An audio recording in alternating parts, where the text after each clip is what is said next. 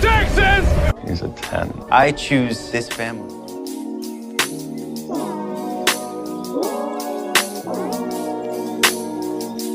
Hey guys, welcome to episode 140 of 911 Lone Star Roundup. I'm one of your hosts, Katie, and with me are my lovely co-hosts, Grace and EJ. Hi everyone. Hello. Today, we will be talking about 811 of 911, which is titled Holy Mother of God. We will also be talking about the 911 and Dr. Odyssey crossover at the end a little bit. As always, though, let's get to it. And also, I do want to mention, Aisha directed this episode, and it was Yes. such an incredible episode. It was. Girl, I so love proud her. of her. She's great. It was such a great episode. So good. I know a lot of people said anything you like about this episode, we're gonna be like, bravo, Aisha. Anything you Right. don't like Yeah. about the episode, we're gonna blame Tim for. Which I I thought was so Well, funny. have a lot to thank Aisha for, so I am here for it. I know. Love it. So we started out and Buck is kind of moving into Eddie's house. So like movers are showing up there and stuff like that. And it's so weird seeing this. Like it's definitely so real that like, Eddie's stuff is all now in Texas, and it's so real because now Buck is living in his best friend's Well, house. he's moving his stuff into the house, though. It was so hilarious. Like, they dropped the bed on the floor, and the guy just left. I know. And Yeah. he's like, he's not really ready to admit they're gone. I know, which is totally understandable. Like, yes, there's boxes everywhere, and that's kind of what we get of this scene. But and then after we see Buck showing up to Jim and Maddie's with some form of baked good or something, and he's just like, "Can I sleep here tonight?" And he's just like, "Yeah, come inside." Like, and that's just how we're starting off, which I totally get. It's a very weird time for him. Yeah. So then we go on to the church scene with for Bobby's mom. I know we all have thoughts on this scene. We were talking about it before we started recording. I just Yeah. found the scene to be like extremely cringy, and it was hard to watch just because I was just like, it was just very over the top. And not only is Bobby's mom supposedly a minister, but she's supposedly a healer too. And it was just like, I could not watch, like, I did watch this, but like the second time around, I was skipping around because I was just like, okay, I know what the scene is. I don't need to explain every detail because it was just too much for me. Oh no, I fast forwarded through most of this on my first watch. Yeah. I was here like I usually stop fast forwarding. Like I would do the thing where you can skip every 10 seconds. Yeah. And then watch a few seconds, and then I skip another few just to get the gist of it. And I just stopped doing that when people started dropping. I was like, oh, now it's interesting. Right. I know. Yeah. Even my roommate and I looked at each other, and she's like, "Oh, are they on something?" I'm like, "I think it's gas." Like, Yeah. carbon Yeah. monoxide. Yeah, for sure. But yeah, these people are passing out left and right, and I'm just like, okay. And go bonkers, that was funny. Like, with some of them are having like walking around crazy and stuff. I know Yeah. it's like Did not think it was kind the of funny. same thing at all, but it reminds me of like the 118 getting drugged. A little bit, yeah. Yes. I will. Like, I will just the say. reactions. Like, it is not. I'm not saying it's even close to the same thing, but just the reactions give me that same vibe. I will say that I was very surprised at myself that I did not guess what it was. I actually did not guess it was carbon monoxide poisoning. I was just watching it like, what the fuck is going on here? You could have told me that they were like they got like dosed with something, and I would have believed you. I honestly didn't really Yeah. think about it much. I'm just like, okay, this is weird. But anyways, the I 118. kind of just guessed it was an air toxin of some kind, Yeah, which I wasn't totally wrong on. But that makes sense. But yeah, so the 118 gets there, and Bobby keeps being like Buck and Eddie, and Buck's like, don't you mean Buck and Robbie? And Robbie just poor being Robbie. like, I'm used Oh. to it. Poor Robbie. So they're like assessing like everyone and stuff. So they do that, and then Buck ends up coming across like this like room, whatever, and they have a gas generator running basically backstage, which causes all these people to be like acting weird and passing out and having Because all it's these. giving off carbon monoxide, and it's Yep. yeah. That's not good. And I loved Bobby being like, was like, let's vent this place. And once again, he's like Buck and Eddie. And poor Robbie is like, Buck and Robbie, Buck and Robbie, which is so funny. It was Yeah. hilarious. Like, it was. And so they get everyone out and like they're treating them. And then this woman is outside climbing this like huge thing that's like a cross, like that's like so high up. And then Bobby's like to Buck, you need to get the aerial. And Chim's like, go with, and Bobby tells Chim to go with him. And this woman, when Buck gets up there, is like, kept calling him Satan. And Buck's like to Bobby, Cap, she thinks I'm Satan. And Bobby's like, tell her you're not. Which was And so to this, funny. I simply must say, hey, Buck, welcome to being queer. A Oh, lot of people are gonna say that. Yeah. I oh, think about it that way, but yeah, that's a I just thought point. about that way. I'm like, actually, that's too funny. I'm yeah. just gonna say, Yeah. And then he did like come back to like quote unquote normalcy because she got like fresh air, of course, and she was kind of like freaked out. She was like, "What did I do?" Because she's Right. like all the way up in like in the sky, and like Buck has to help her like get down.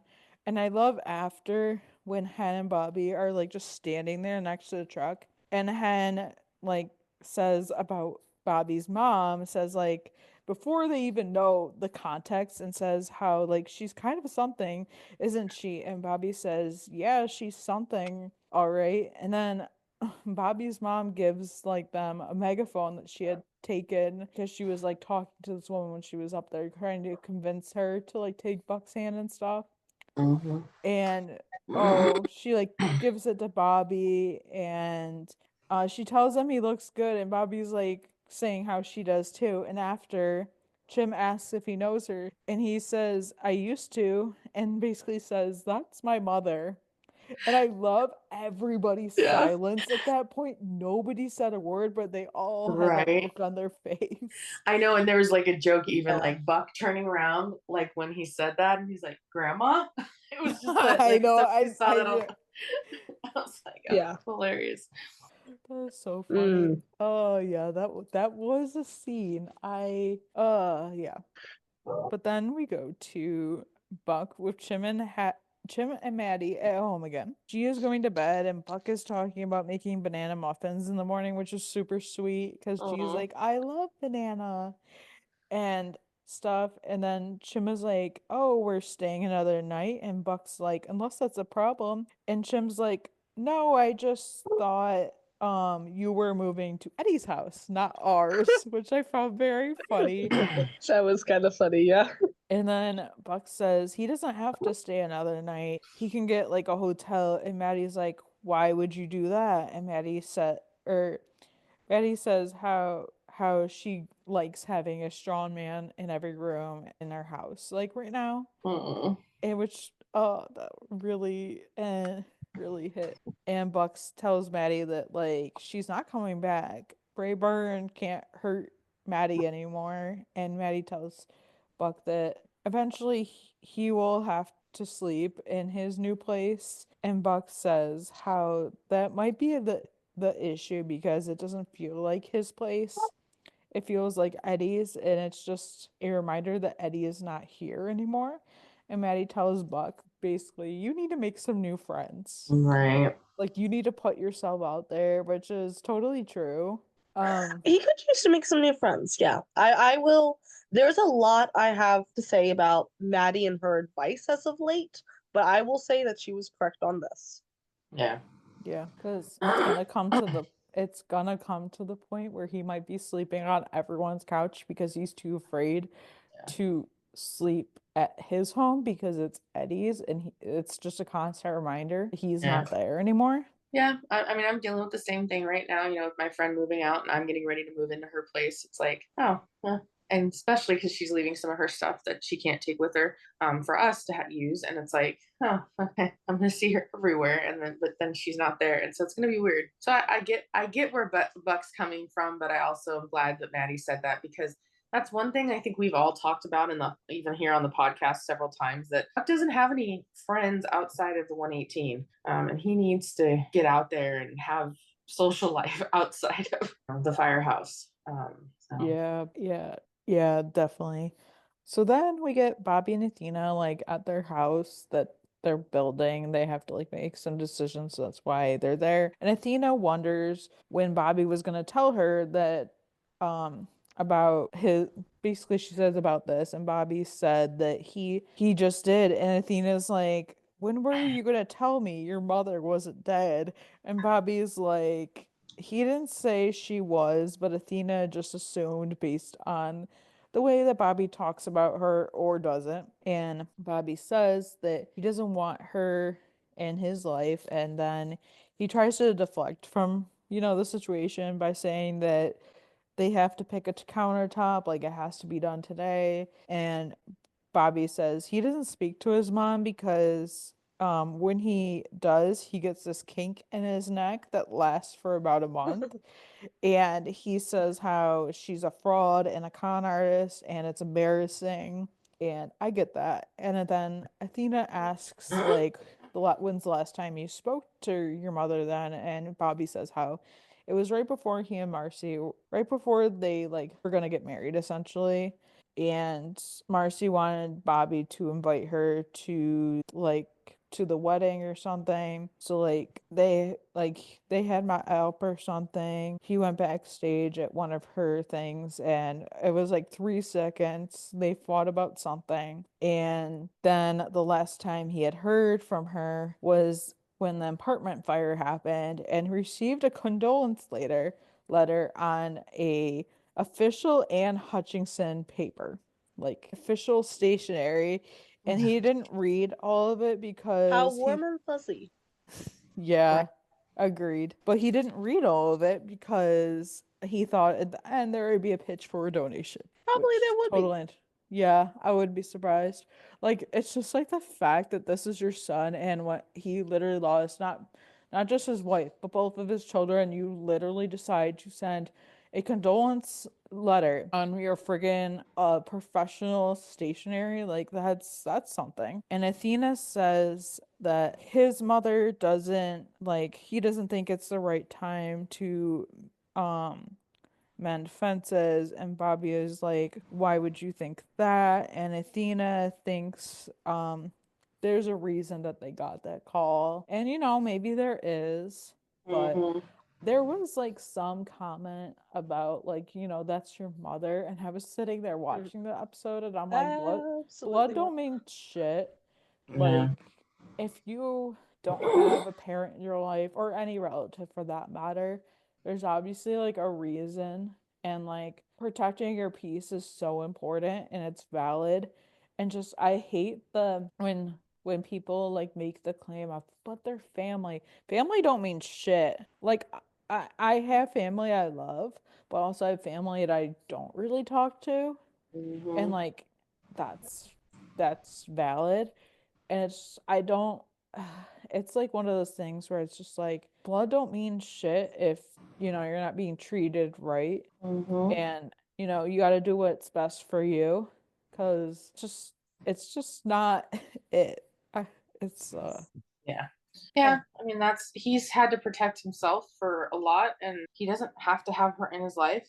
And I get that there's like people out there that are just kind of I don't know, like I get where Athena's coming from, because she's trying to like, don't you think it's time to bury the hatchet? And yes, his mom is getting older, and obviously the whole storyline of what ends up coming, I get. But even then, it's like you still have a choice of how much you want that person in your life, and nobody else should make that for you. right. Coming from someone who was abused by both parents and who fully intends to, at one point, cut off the parent who has not made amends, I absolutely hate this kind of thing where people are like, oh, but it's your mom. Oh, but it's your dad. Instead of going, that's your mom or that's your dad, people need to be saying, but that's your kid. How the Yeah. fuck could you hurt them? What the fuck did you do? Right. What did you do to make them cut you off? Yeah. Stop blaming the kids. We didn't have agency. We didn't have a choice. We never asked to be brought here. We never asked to be put in these circumstances.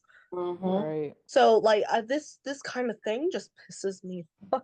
And so that's why I'm like I'm not out of the bad parents of all the 118 people. She's probably one of the least worst, but I'm still not here for it. Yeah. I'm not here for this whole thing about forgive your mom. You know, you only get one. Well, I don't care. I don't need one. Yeah. Yeah, definitely. Yeah, can you all tell I'm a little fired about that one? Yeah. Right. Completely valid. I understand.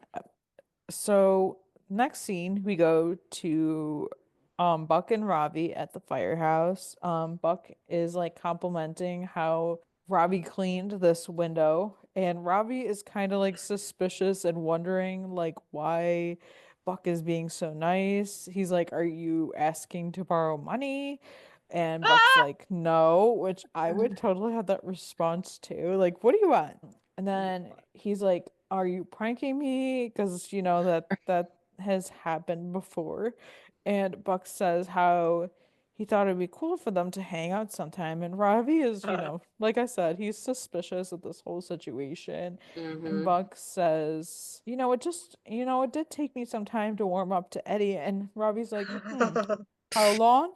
And Buck says, almost a whole shift. And Ravi is like, I've been here for 4 years.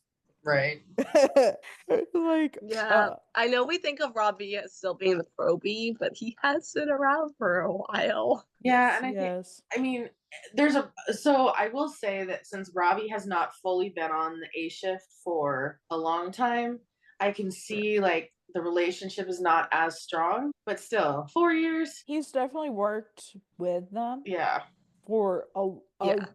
decent amount of time where I feel like, they should kind of have some form of relationship, even if it's just like a distant friend. Mm-hmm. But yeah, so Robbie's been there 4 years, and then Buck is asking him like all those questions, like, do you like this? Do you like that? And then Buck says, like, asks him if he drinks, and he's like, sometimes. And Buck goes, oh, I know this really great place. We can go there. And then Bobby's brother shows up to the station, and he's like asking where Bobby is, and Buck is like asking, oh, what is this about? Because I don't think he really connects that that's his brother at this point. And Yeah. he's like, oh, Well, I well, mean, they've seen him once. they saw him once, and I don't even think Bobby even clarified that that was his brother. He only really talked about his mother. Right. Yeah. So then he's like, oh, tell him his brother Charlie is looking for him. So then that leads to this part of the scene where Bobby is catching up with Charlie. And like Charlie is like complimenting the kitchen and saying, oh, I don't remember like dad's like firehouse having a kitchen like this nice. And Bobby was just like, well, none of the guys at like dad's firehouse could cook. And which I love the comment. And Bobby Right. so Bobby, like they're talking, and Bobby finds out his brother basically has been divorced like multiple times. He's obviously like working with his mother or whatever. Totally a different like life than Bobby is living. Mm-hmm. And then they start talking about like Bob like he asks about like Bobby's wife, and Bobby says how Athena and him have been together for 5 years. She's a police sergeant and he has two stepkids. And so like Charlie is trying to reconnect with Bobby, and they're kind of talking, and then he says how like their mom wants to see him. Like they're only gonna be here for a few more days. And then Charlie makes a comment about like, wow, Dad would be really proud of you. Yeah. And then you see at the end of the scene when Charlie's leaving that Bobby gets that kink in his neck. Right. Oh yeah, it's insane. 'Cause every time I talk to my mom, I get a crick in my neck that lasts for like a month. Yeah, that was interesting to say the least. So that was a thing, which leads to the next scene where Bobby and Athena are going to see Bobby's mom. and she meets Athena and she makes a comment about how she always knew that Bobby would marry up or something. And like she's complimenting Athena. And then like they were supposed to get lunch, but yeah, his mother Anne was like, "Oh, let's sit and chat." And Bobby was kind of like surprised. He was like, "I thought we were getting lunch." And she's like, "Oh, well, I made the reservation for 3 so we could sit and talk." Okay. So then Bobby is making comments, and then Athena's saying how like next time they will host as long as their house ever gets finished. And so Anna's like, "Oh, you're building a home," and Bobby says how someone burned down the last one, and his mom is like, "Oh," says how like, "Oh, I trust that what like it wasn't you," or something. She makes a comment like saying, "Oh," like basically insinuating it could like it was Bobby. And I'm just like, At really? that point, I wanted Decker. Yeah, me Agreed. too. I was like, oh, don't go there, lady. Like it was I was about to already pick up that rocky. coffee table and just bash it over her head. I was like, shut up. I Right. know it Why was are you already making rocky because they were making ugh. comments at each other, like just different things. And then Athena says, when they got together, and Anne kind of finished the sentence. She's like, "Oh, you didn't know I existed," and Athena says, "No, not to yesterday." And then Athena's like, "But I've done my research," and I'm just like, "Of course she has." And Bobby says, like, "Oh, don't worry, she didn't run your rap sheet."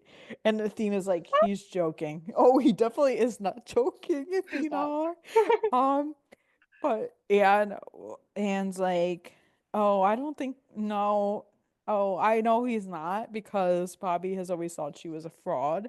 And Bobby just says he thinks she's very good at what she does. And then Anne brings up something about Bobby's dad, and Bobby's like, "Really, Mom?"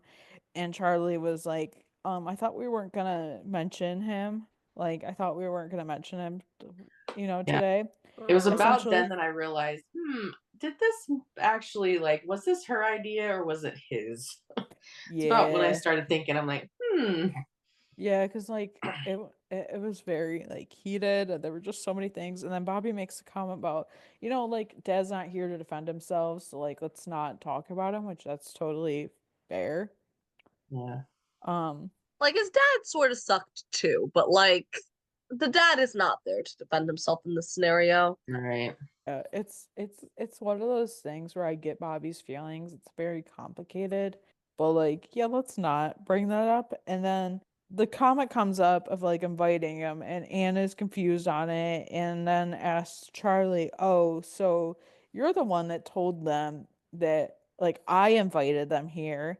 And Bobby says how like after all this time, why would he think that she would take any little responsibility of walking out on them? And Bobby says how he's worked hard for years to accept his feelings and to forgive them. And Bobby says how he thinks sh- he doesn't think she's a fraud as a preacher, but more so as a mother. And this is when Bobby says to Athena, like, "I gotta go," and Athena then follows him out. And that was such a train wreck. Like, I already knew. I had a feeling that when he said that, like, Mom wants to see you, I'm like, does she now? Because if she did, she probably would have mentioned Yeah. something to him earlier, like Yeah. in passing at least. Yeah. Well, and I think, and I had to like kind of refresh my memory a little bit on the Bobby, what we learned of him. And when the mother left, Charlie went with him and she wanted Bobby to go, but Bobby chose to stay with his dad. And the mother didn't fight that. I think there's always been a little bit, there's like a hurt that like the mom didn't fight for him to like come with her. Like it was like, oh, fine, if you're going to stay or whatever. And then nothing was ever said again. So I feel like he kind of felt left out in a way. And so, and I get Bobby's like, somebody had to stay with dad. Like, and sometimes when there's divorces, one of the kids will decide to stay with the dad, the other one will go with the mom. But Bobby was a kid. Like, I don't remember exactly how old he was, but he was like around I want to 10, say he was like 12 when 10 or his dad 12. Yeah. died. Yeah. So yeah, he was a kid and he needed his mom, especially when his dad died. Um, yeah. Yeah, I mean, I think it's complicated because I don't think I think you should listen to your kids when they say who they want to live with and who they want Right. to like. You don't want to build up that resentment. You don't want to like interfere at that point, especially at like 10 or 12 years old. They're really starting to learn their autonomy. Um, and so I get why she wouldn't have made him come, but thing Bobby experienced something very traumatic with his dad. Um, uh, both with the death and everything previous. And I'm very curious to know what happened when he went back to live with his mom. Yeah. Like, was she considerate of the fact that he just lost his dad and just witnessed something absolutely awful, or was she bashing him kind of pretty quickly? Like, what was happening? I'm really curious what was happening between that point in time because I feel like there's something else that we're not necessarily being told, and maybe it's not really important, but I'm just like, I think it's more than just she didn't come back for him or didn't make him go. Yeah. I think if she is so, and this is also coming from someone who my dad really fucked up. And again, he was also abusive in his own way when I was a kid. He has made his amends towards me for that. But he was also not great towards my mom. He was not great towards the rest of my siblings. Right. And the I was very used to having my dad shit talk to me when I was a kid and up till now. And so I'm saying this like I understand because I was sort of in this position, even though my dad is still thankfully alive. I was here when this was happening. So I can kind of get where Bobby was because there is a resentment that builds because Yeah. kids don't want to be stuck with that. We don't want to be listening to this. We don't want to be stuck with these narratives. We just want to be left alone. Mm-hmm. Um, especially when feelings about parents can be really complicated. And I think Bobby's perspective was really complicated about his dad. Mine has been historically complicated about my dad. So like I can understand because I was in a similar position. So Right. I can understand where that resentment built up. Especially like depending on whether or not he was able to acknowledge what his mom went through with his dad, Yeah. which I'm not necessarily Yeah. sure that that necessarily has happened, but also only know some of the we only know some of what happened. So Yeah. I that's just my yeah. view of things, but Right. Oh yeah, for sure. Like I do kind of figured that like he had to go live with her, but then it was probably like super rocky, and then he Yeah. just left eventually. Probably when he was like 18 or whatever. Who honestly knows? But like it obviously was like something like that, being that, his mom never came to his wedding and never met his kids, I presume. Mm-hmm. Just yeah. based on the fact that like if he didn't invite her to the wedding, she's not gonna meet the kids. Right. So it obvious and just um everything Bobby said about it, you kind of get even though they didn't specifically say like this everything that happened, we can kind of gather some details about the relationship Yeah. and stuff. And also I think it also depends like did he ever feel like his mom fought at all for him? Like fought to Right. have any sort of relationship with him? Because there's respecting your child's boundaries, but there's also showing that you love them and showing that you will always be there for them, even Right. when the point in time they hate you. Um, so I don't know. I think it's just a complicated scenario, but I Oh, also for sure. get where Bobby's coming from. Definitely. Yeah. So then we go on to Buck and Robbie. And Buck is constantly talking about Eddie. Yeah, one time this happened with me and Eddie and stuff like this Oh wild story. I thought that was so funny about Yeah. him that's so basically funny. telling this story about one time Buck's car got booted and all they did was change the tire and left the tire with the boot on the side of the street. And Robbie just being like the best person ever, just being like, "It's not illegal." And Buck is like, Eddie would never do anything illegal. He has a silver star, and then Robbie being like, "But wasn't he part of like an underground like fighting ring, whatever?" And Buck was like, "Oh, but he was going through like a lot back then," which is that true. can still be true, but it was also illegal. Fuck. It See, was just funny. I think it was suffering from the fact that like yeah, his best friend left very recently and he's still struggling with that, but also his best friend slash one of his only friends. Yeah, So he's like doesn't have much else to talk about. right. It's just like, yeah, because for like the longest time, it's just been Buck and Eddie. And you can tell in this episode, everyone's struggling that Eddie is actually gone. Um, Yeah. because it was just funny because I saw Bobby can't many, keep straight who he's ordering around. right. I saw Right. many comments of this online where people were like, Eddie wasn't even in the episode and it felt like he was there because the how much he got mentioned. Like Eddie's not in the Yeah. episode and like he is like front and center Yeah. still, which I thought was funny. And Mm-hmm. yeah, so like, they're drinking, they're playing like drinking games and like taking like a ton of shots. And then Robbie is just like, because So Buck, many tequila shots. What the fuck was up with that? I know, Yeah. seriously. Hey, we know what Buck likes now. Right. And then so I mean, it Robbie's kind of just makes sense. He like, was in South America for a while. that is true. That Mm. is true. He was also a bartender, so you know what? He tried a lot of alcohol. Can attest. Yes, that happens. Yep, yep. Mm-hmm. Um, I've tried a lot of alcohol. yeah.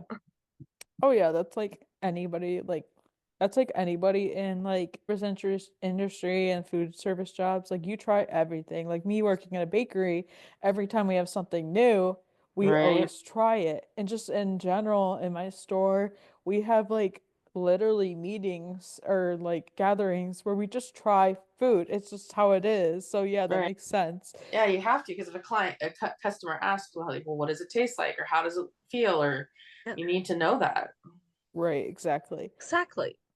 But yeah, so then Robbie's just like so sick of it. So he's like, actually, I'm gonna go switch to beer. Do you want one? And Buck's like, yeah, sure, I'll take one. And so he As goes he's up still doing a there. shot.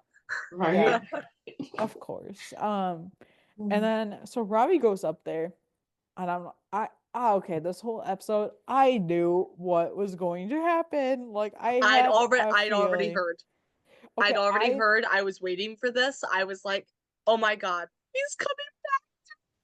though Sorry. yeah, there were leaks on this episode, but I still Yeah. managed to avoid all of them. And I'm just like, come on. But like I avoided them, so it's fine. But like I didn't see no leaks, and I predicted. I was like, I already know what's going to happen. Like, I just have a feeling. And then so we get to the scene, and it was very clear what was happening because Robbie looks on the other side of the bar when he's waiting for the beers, and I already knew. And then he He comes does back. such a double take. Yeah, pretty He's like, wait, much. what? And then Right. he comes back to the table and is like, "Oh, look who I found." And um who is it? Tommy. I freaking Tommy, knew Tommy, it. Tommy, Tommy, Tommy, Tommy, I Tommy, Tommy, did Tommy. uh, I'm not gonna lie. When I first watched this, I didn't know how I felt on it. Uh I wasn't sure how I felt. I don't even know how I feel about it now, but it Right. was like it was interesting to say the Oh, least. I will make my feelings very clear on this, and I think it's very obvious. Kind of really hard. But I was very happy. I got spoiled, so I got spoiled with the leak. So that was coming. I'm both happy and also sad that I got because I sort of wanted the surprise, but also Mm-hmm. I got spoiled a few days before. But obviously, like we were all like, well, we know Tommy's coming back. Seen we've seen a few things that tell us this, but we didn't know how he was coming back. Mm-hmm. So Yeah. yeah, it was great to see him. Also, Lou looked so good throughout Oh, this entire episode. He really did. Chris. Oh, he's such a pretty man. Um, Yeah. but yeah, So so I was just there like, yes. it was the way that basically like Ravi's like, sit. And then Ravi bolted so fast. He put the beers He's down. like, here you He's go, like, you bye. guys have a lot to talk about. And he bolted. He just went bye and then left. I That was was like, okay, Robbie is hilarious. done. Oh my gosh. I love the Robbie content we got this episode. Yeah. Even though I'm like lightly neutral about Robbie as a character. Like I like him, but I don't have much complicated feelings towards him other than that. I was right. just here like, actually, Robbie, you're so based for this. Yeah. And then Book saying like, "Oh, I feel like I was just dumped again." And then Tommy's like asking him like how things are, and Buck says how things are good. Some stuff has happened, and Buck says how Maddie was abducted, and he had to clarify how she is back now and she's pregnant, but the two things are not connected. Tommy's face was totally horrified at the fact that about all this, and it's just like, okay. And then And Buck um did an awful job at explaining it. I'm Right. just he gonna always It's say. so does though. scattered. That's like his The thing because he just jumps to one thing, and it's like, but wait, we gotta clarify this a bit, which I totally Right. understand. I'm glad he at least clarified that the two things were not related. And But Lou's face through that whole Lou's face was just like, huh? Like he was so confused. That's like the whole fandom when Bucks opens his mouth sometimes. yes, yes, we Uh love Buck, but that is true. And then Tommy or Buck is like, "What about you?" And Tommy says he's good. And then Tommy asks about everyone at the 118, and Buck says, "Yeah, we're good. We're just adjusting to life without Eddie at the 118." And Tommy's just like, "Diaz left." And Buck says, "Yeah, he went back to El Paso to be with his son." Buck figured that Eddie would have told Tommy about this, but Tommy says how Eddie hasn't really talked to them since at all since him and Buck had broken up, which I'm like, Eddie is the bestest best friend ever. Right. See, okay, I actually have complicated feelings about that because here's the thing: I would be like, hell yeah, you. I mean, you stick with your best friend in a breakup. You don't talk to their ex, kind of deal. Also, um, both Eddie and Tommy had a friendship before Buck and Tommy were together. As we know, there's a reason they got jump started into a relationship anyway. Um, ankle biter Buck. Anyway, but also again, and I say this with a lot of love for Eddie. He's not necessarily the greatest friend, so I think this was a little bit of yes, yay, he didn't talk to Tommy after that, but also was that out of loyalty towards Buck, or was he just kind of being a bad friend? See, he was friends with Buck way longer, so honestly, I think that's a better friend. Yeah. He wasn't that close with True. Tommy. Like they maybe were friends over like a couple weeks. They're not like the bestest of friends. So honestly, that's way more out of respect for Buck than for Tommy. Like obviously Eddie's going to pick Buck over Tommy any day. Yeah, it's true. As I long don't as know. Eddie did it for the right reasons and he was doing it out of loyalty for Buck, yeah, because we don't know Eddie's reasonings for not communicating with Tommy. Eddie is not here to pitch Yeah. pitch his side of things, so like it's quite possible it was just he was being loyal. But also maybe that's also me being like, the whole 118 has just been really weird about the breakup sort of this entire time, and Buck's feeling towards Tommy, so maybe I'm just feeling a little less gracious. But it's quite possible he was just being a good friend in that case. I'm like, okay, cool, fair enough. Yeah. Fair enough. So who Yeah. knows? I would be interested to see if they follow this up. They probably Yeah. won't, but I'd be interested if Yeah. they did. So basically that comes out, and then Tommy says how he's been fighting the urge to call Buck for months, which we kind of figured because of The the bubbling bubbling scene. dots and like right after the breakup. And then Buck is like, "No way." And Tommy says, "Oh, I even drove past your place the other day." And Buck says how that's not my place anymore.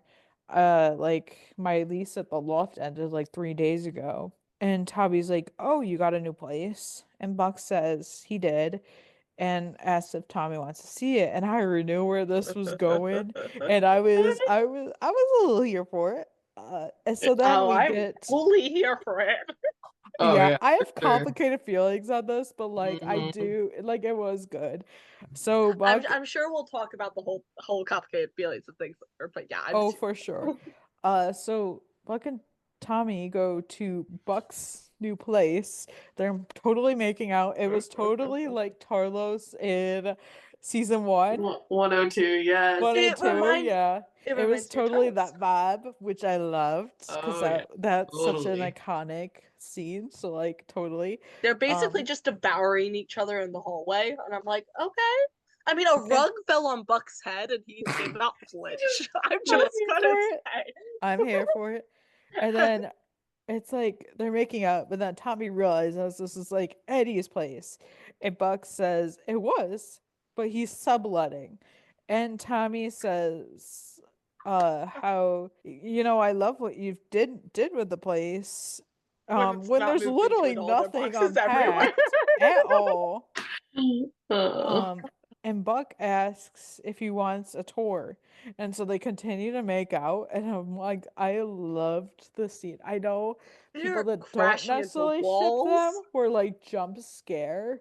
But like honestly, even if you don't like them as a ship, that's valid. But like just love this because this Yeah. was potentially like Buck's first time sleeping with a man. I think we've got it pretty. Like we've gotten hints that he like this is not the first time this has happened. I'm just gonna say like I'm pretty sure they had a sexual relationship before they broke up. Yeah, I'm like But 50-50 on it because in one sense, like I feel like they probably did, but in another sense, I'm like, I do feel, but I know a lot of people were like, I don't know. I mean, they were together for 6 months before they broke up. They're not necessarily, neither of them are blushing virgins, and they're both two full Right. grown men with libidos. So I think I would just be a lot more surprised if they didn't. Especially with the scene actually, because there was no hesitation Right. whatsoever. That's true. So I was like, I don't know, I could if it did come out that this was like the first time, I'd be like, okay, I guess, but I did not get that vibe personally. I feel like they did have an established sexual relationship before hand. Mhm. Also, in the breakup scene, when Buck originally said that, like, hey, can we talk? Tommy very clearly thought it was an innuendo for something. Yeah, So, like, like the way he glanced down at like Buck's slightly open shirt, all that. Yeah, he I absolutely thought he know. was getting laid that night. So Yeah, I there don't know. was, That's my personal thought, but yeah, Yeah. yeah, like, that's just yeah, I do agree with that. Like, I was like, this is definitely not their first time, but I know a lot of people that were like, well, at least be happy. We can at least be happy about that for Buck. Um, also I feel like we have not gotten such a like explicit lead up scene since Buck and Taylor in season two. Like at report. least for a Buck, we've gotten like some innuendo scenes for like other characters, especially like the like role play scene with Bobby and Athena. That's exactly what I was thinking of too. Um, But and also this uh, was Tarlos vibes. This was Yeah. Tarlos vibes, and I'm here for Totally. it. So yeah. yeah, But also, they're crashing into walls. They are yanking off each other's shirts. Buck is Right. pulling Tommy into the bedroom by his like tank top. I am here for the feralness of this. I'm like, Yes. yes, It was needed, like I these think. boys, yeah, horny for I'm here horny, for freak it. for freak.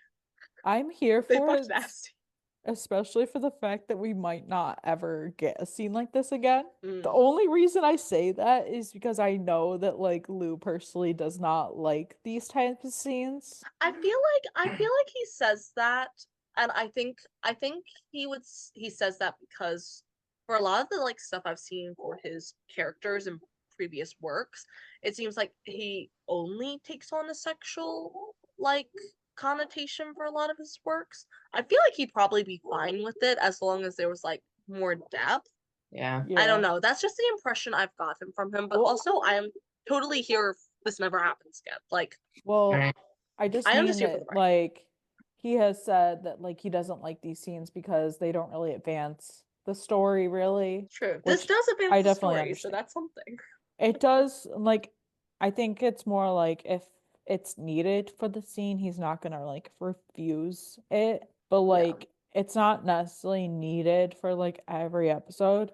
And Mm-hmm. like we don't need like these super intimate scenes, which Yeah. honestly I can respect that Yeah, I for mean, for sure. sure. it's not that I don't read. I mean, I read books, so I can see it all from completely clean to other stuff. But I don't need to see the activity to know it's happening. So I can kind of see where he's maybe like I don't need to see that on screen to know that it No. happened. And there's other ways to have intimate moments with characters without doing that stuff. I, but yeah, I'm here for this. I think this was a great this is what Buck needed for a lot of reasons, and I think this is a little better closure. In Yeah. I mean, obviously we haven't talked about the rest of what happened, but like this was a good thing. And like Aisha, she did great directing it too. Oh my Yeah, gosh. that's true. We And like love Aisha, I love you for this entire episode, but thank you so much for this in particular. right. So then Buck wakes up the next morning and you hear On a like a mattress on the floor. bottle cling. And so Tommy is putting a champagne bottle in Buck's freezer. And then Buck wakes up because he hears that and he goes out there and he sees this. And Buck is like, "Oh, good morning." And he thought Tommy had left. And Tommy's like, "Not before feeding you." And he has like this entire spread of all this like food, which I love. And Buck like tells him like, "Oh, you didn't have to do this," and asks where you got all this food for and like the food from. And Tommy is like the corner store. And so Tommy tells him, "Oh, there's coffee." And Buck asks like how he found the coffee maker, and he's like, "Oh, well, the box labeled coffee maker was like a dead giveaway, but okay." I also love how in the scene we actually see the box labeled coffee maker off to the side. Like I Mm-hmm. Oh noticed yeah, that in yeah. like a rewatch of the scene. I was like, Mm-hmm. it's literally right there. Yeah, that's so funny. And then Tommy asks Buck like, "How do you sleep?" And Buck says like it's the best night best night he's had in the place. And Buck also clarifies that the first night he actually slept here. But still. And Buck says how like last night was great, but don't worry, I know it doesn't change anything. And Tommy is like, "Why not?" And Buck's like, "What are you saying?" Which honestly, that was my thought too. I was just like, "What is happening?" And Right. Tommy says how he's saying, like, "What are you doing on Saturday?" And I'm just like, "Oh." And Buck We're getting so asks, many callbacks to 704. I'm just saying the "Yeah, core comment in the hookup scene, the Saturday comment here. I'm sorry, this yeah." was just even their outfits slightly mimicked them on the night of the breakup. I'm just gonna say. So like we're getting so many callbacks. I'm so Yeah. One, So I didn't even think about this. Do they have a thing about kitchens? mm. Well, if the scene had stopped right here, they probably would have gone on to christen the kitchen Right, floor. that's true. But unfortunately, it did not stop right here. right. So Buck then asks him like about trying again because it's just like, "Oh, what's going on here?" And Tommy's like, "Well, I'm not ready to move in or anything." And it kind of seems Which like fair Buck enough. isn't either.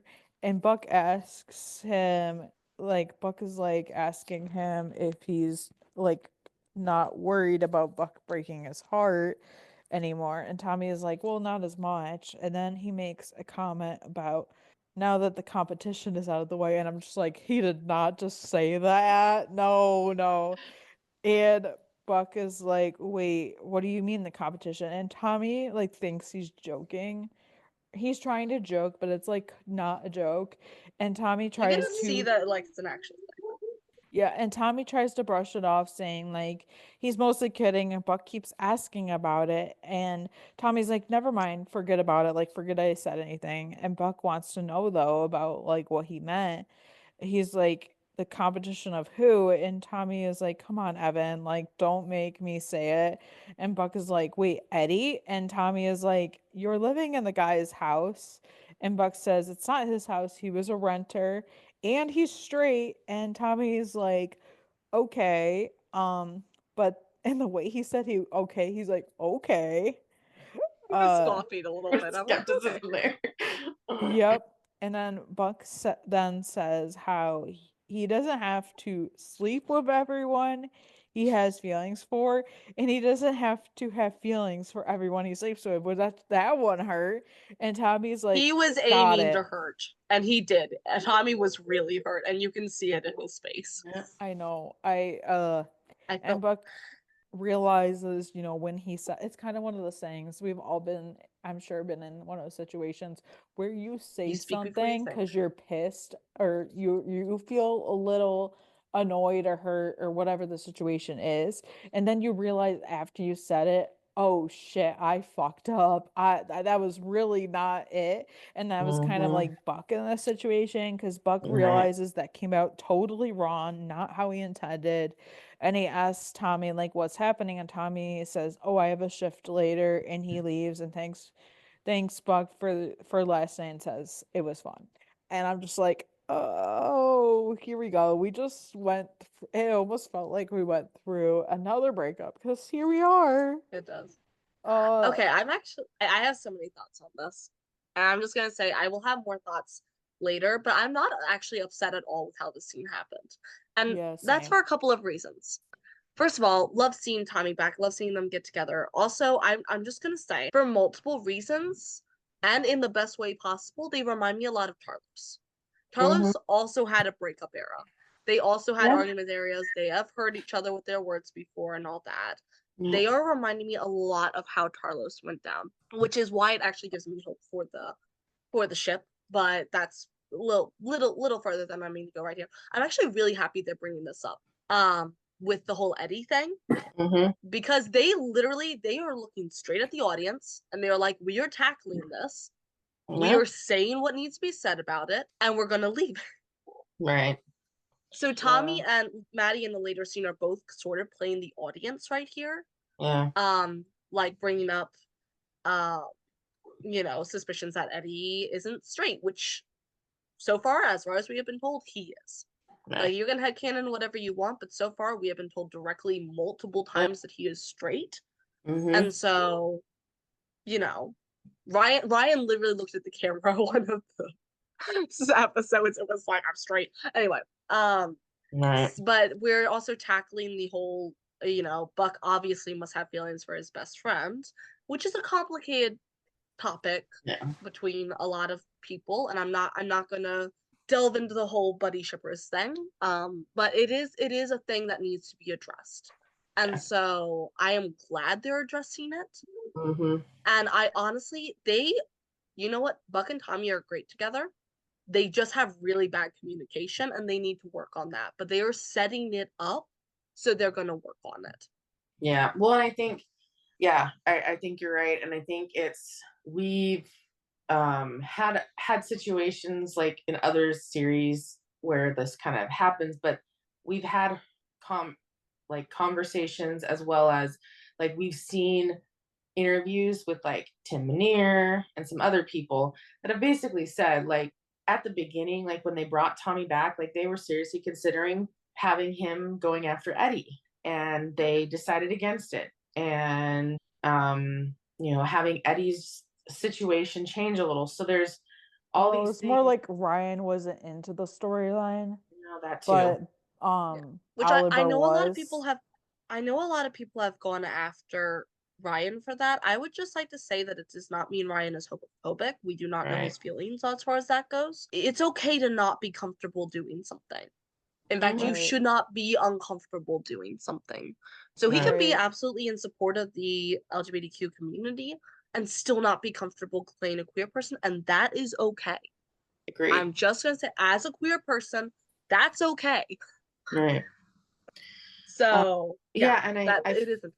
I mean, even since like Maddie first came on the show, I mean, there when Eddie came up in a conversation, she even made the comment about like, so this does this boy crush on Eddie mean you're ready to move on from Abby, and so I feel like this is needed to be have a conversation for a long time, and Buck obviously at this moment is like, I don't know what just happened here because he has no idea, and yeah, he said some things to Tommy that are definitely hurtful. and he is going to have to eat some crow for that later. I feel But like this is actually good because they have both hurt each other now. yeah, Tommy broke up originally because he was protecting himself, but it was still not necessarily the best decision. And now Buck hurt Tommy by saying, he basically just wanted to have sex with him when clearly Tommy was not thinking that way. So they both hurt each other now. And right. actually, I think Yeah. this is a good way to do things. So they both have a little bit of groveling to do. Yeah. And I'm okay with that. Mhm. I am here for it. But it was a little painful to watch at points, but I'm Yeah. kind of glad they went this direction. Yeah, it was interesting. I feel like for like weeks, some people were like, they need to get back together. And I was like, totally not like in that. I was not for that. Not because I don't like them, but just because I didn't feel like that's where things should go. And even after like all this, I don't necessarily think right now this is where things should go. Um, so I was just like, I don't know. Like, I wasn't totally sold on the idea like the first watch. I was just like, I was fine with Tommy being there, and I was fine with them having like a scene, and even like every scene, like the make out and them sleeping together. I'm totally like that's good and fine, but I'm just like I don't necessarily think that they should get back together because there was that whole reason for like the breakup and not even that. I don't even know how to like formulate everything I feel about it because I'm completely like fine with it. Like I liked it. Like I think it was good, but like I don't necessarily know where we're gonna go from here. Like if Right. it's gonna be that, And but it's also like the feeling that I think I'm just like people think that just because this happened that this means we're gonna get buddy and people are like, oh my god, we're so close, Oh my we gosh. could feel it, and I'm like, guys, every I, time something like just because this happened doesn't mean you're getting. I see some people think that like, oh my god, we're so close to it, and I couldn't feel like we're further off from it. I was right. just gonna I say, like, I think this is, and I'm trying to be as nice as I can towards buddy shippers right now because I get not everyone's toxic and everything. Obviously, like, I know EJ still ships Buddy, and it's still something I have fond memories of. So I'm being as nice as I can, but I honestly think we are the furthest we've ever been from it, and I yeah. think they are really drawing that line. So I don't know. I get it's painful to get it trounced on. I do, but I don't know. I don't know. It's just I feel like it's a little bit people are like putting on their clown shoes and people are so delulu about this whole thing, like about Buddy. And I'm just like, guys, I really do not think we're close to that. Do I think that necessarily Buck and Tommy are going to? They could end up together, they could not, but do I think that necessarily means they're gonna get back together? No. But I just don't think that this is what this is because they have so much, like people think that we're so close to it, but I couldn't feel like they have so much work to do, even if they want Right. that to happen. Not even know what they want these days. Like, I Well, really don't know. and I really like Tommy's character, and I think, regardless of the relationship him and Buck end up having, and it's been said, like he has talents and experiences and skills that not everybody on the 118 have. So, Yeah. I know we've seen like that, like behind the scenes stuff of like a helicopter, an LAFD helicopter. So obviously Oh he's yeah, the probably helipad. piloting that. So Yeah. I'm looking forward to having him back in there in some way, shape, or form. I don't know what this means for Tommy and Buck as a relationship, and that's okay. We're not supposed to know everything because then what's the point of watching the series? Because we're Yeah. never gonna, it's nothing's gonna be a surprise.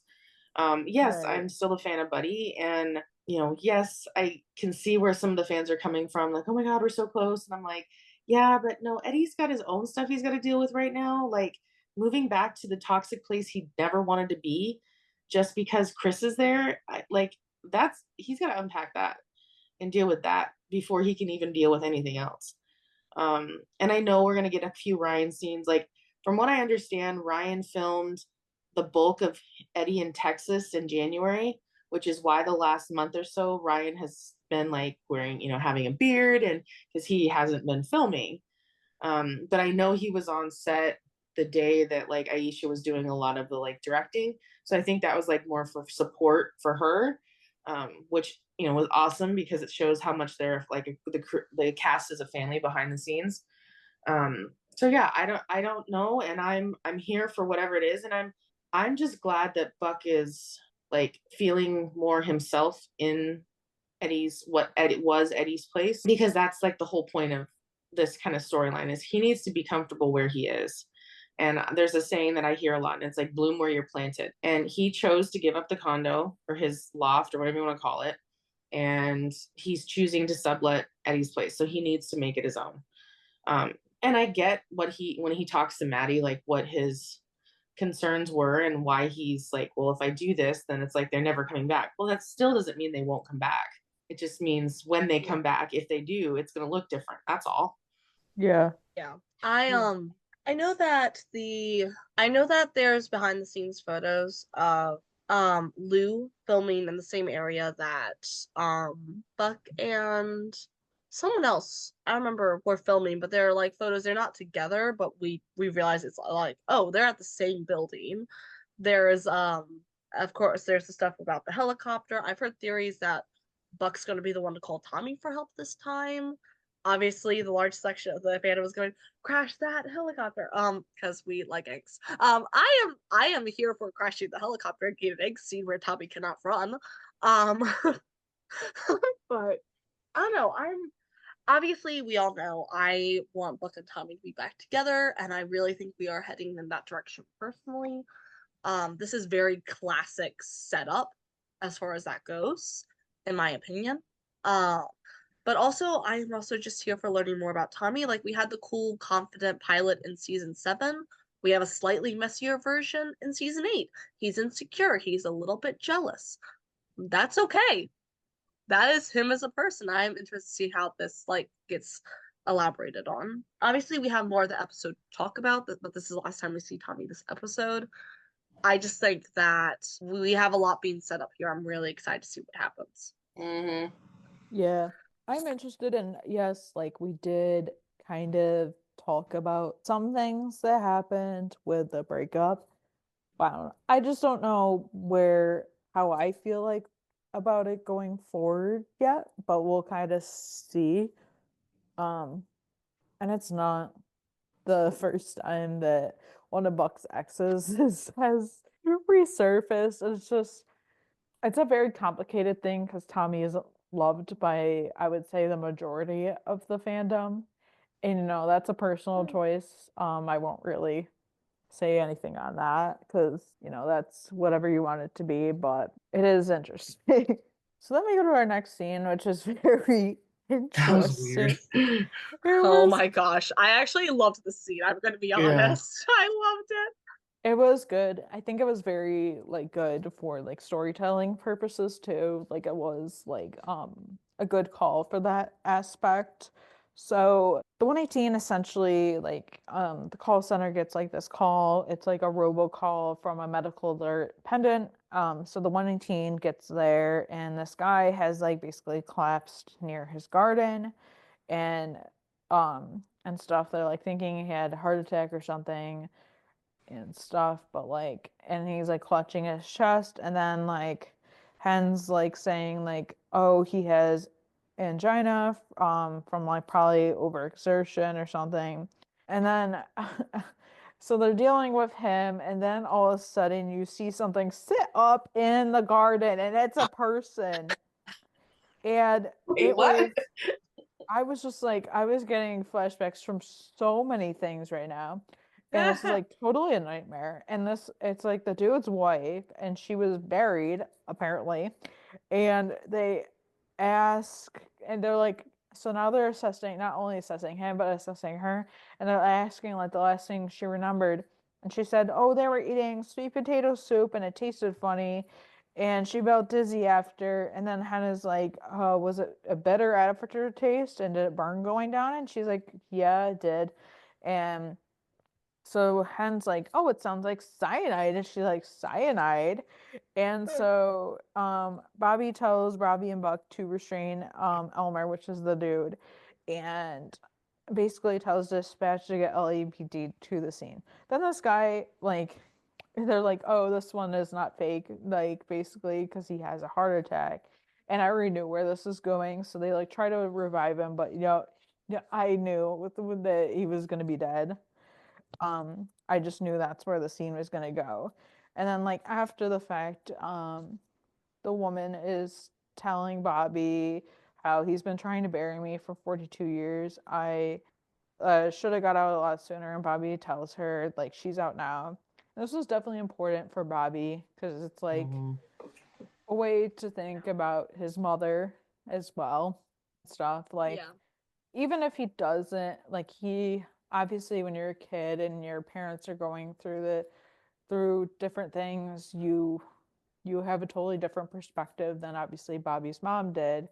But this kind of gets him to kind of real not just realize, but like kind of think about that a little bit. So this was such a wild call, but it was Mm-hmm. definitely important in that aspect. Yeah, it's never too late to leave. Yeah. I think that is a good message that is put Right. here. Like, even if you are stuck in a relationship 42 years where something's happening, it's never too late. Like, you can still always reclaim your life.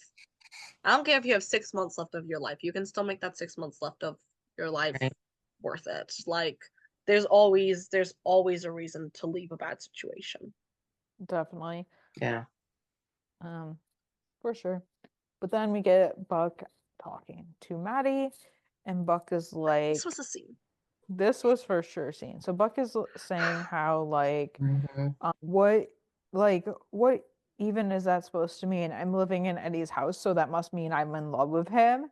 And Maddie asked Buck, like, is he? And Buck's like in love with Eddie. And Maddie said, it wouldn't be so crazy. And Buck says, how, except I'm not in love with Eddie. And Buck says, how, um, as much as everyone wants him to be hopelessly pining for his straight best friend, it is just not like that. And yeah, I love just it was such good dialogue in the scene, I think, for Buck. I was like just clarifying so many things. And They're then finally addressing shit that needs to be addressed, and I Yeah, am here for it. I agree. I think And agreed. I there's no totally way am they can too. say this clearer than this. Yeah.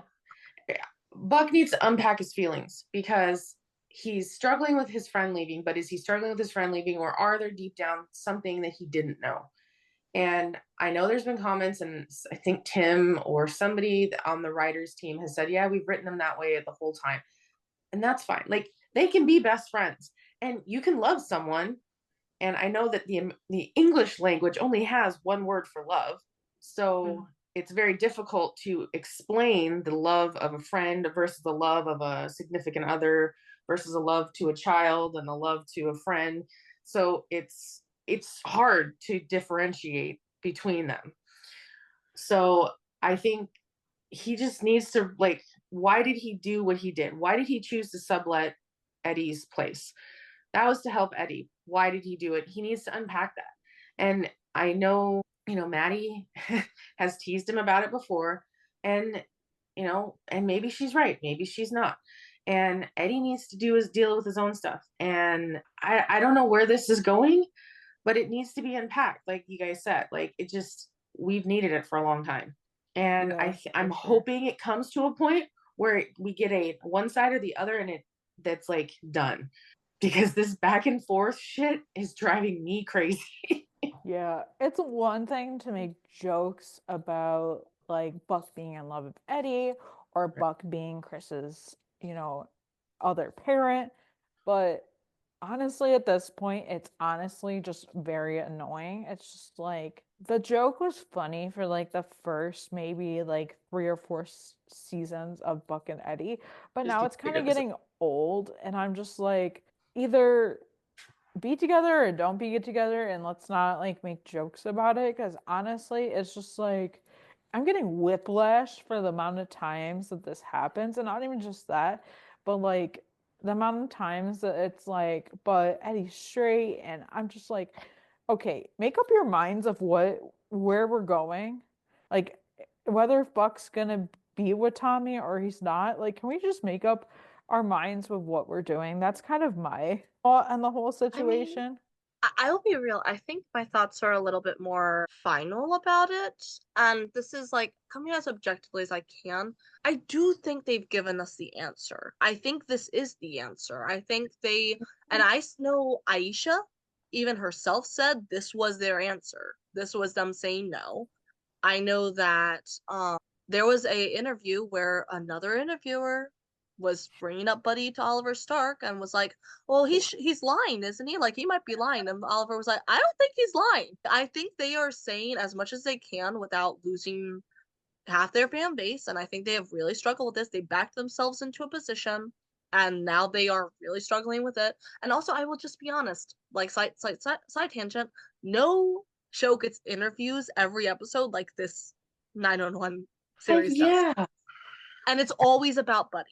No one is asking about Buck Tommy. No one's asking about Bobby Athena. No one's asking about Maddie and Chimney. No one is asking as much as Buddy because these bloggers, I'm not even going to call them journalists, these bloggers all have one thing on their mind. So it's really hard to combat a narrative that is so deeply ingrained in the fandom and basically every aspect that is not like the GA, like the general audience. So I think they are giving us this answer.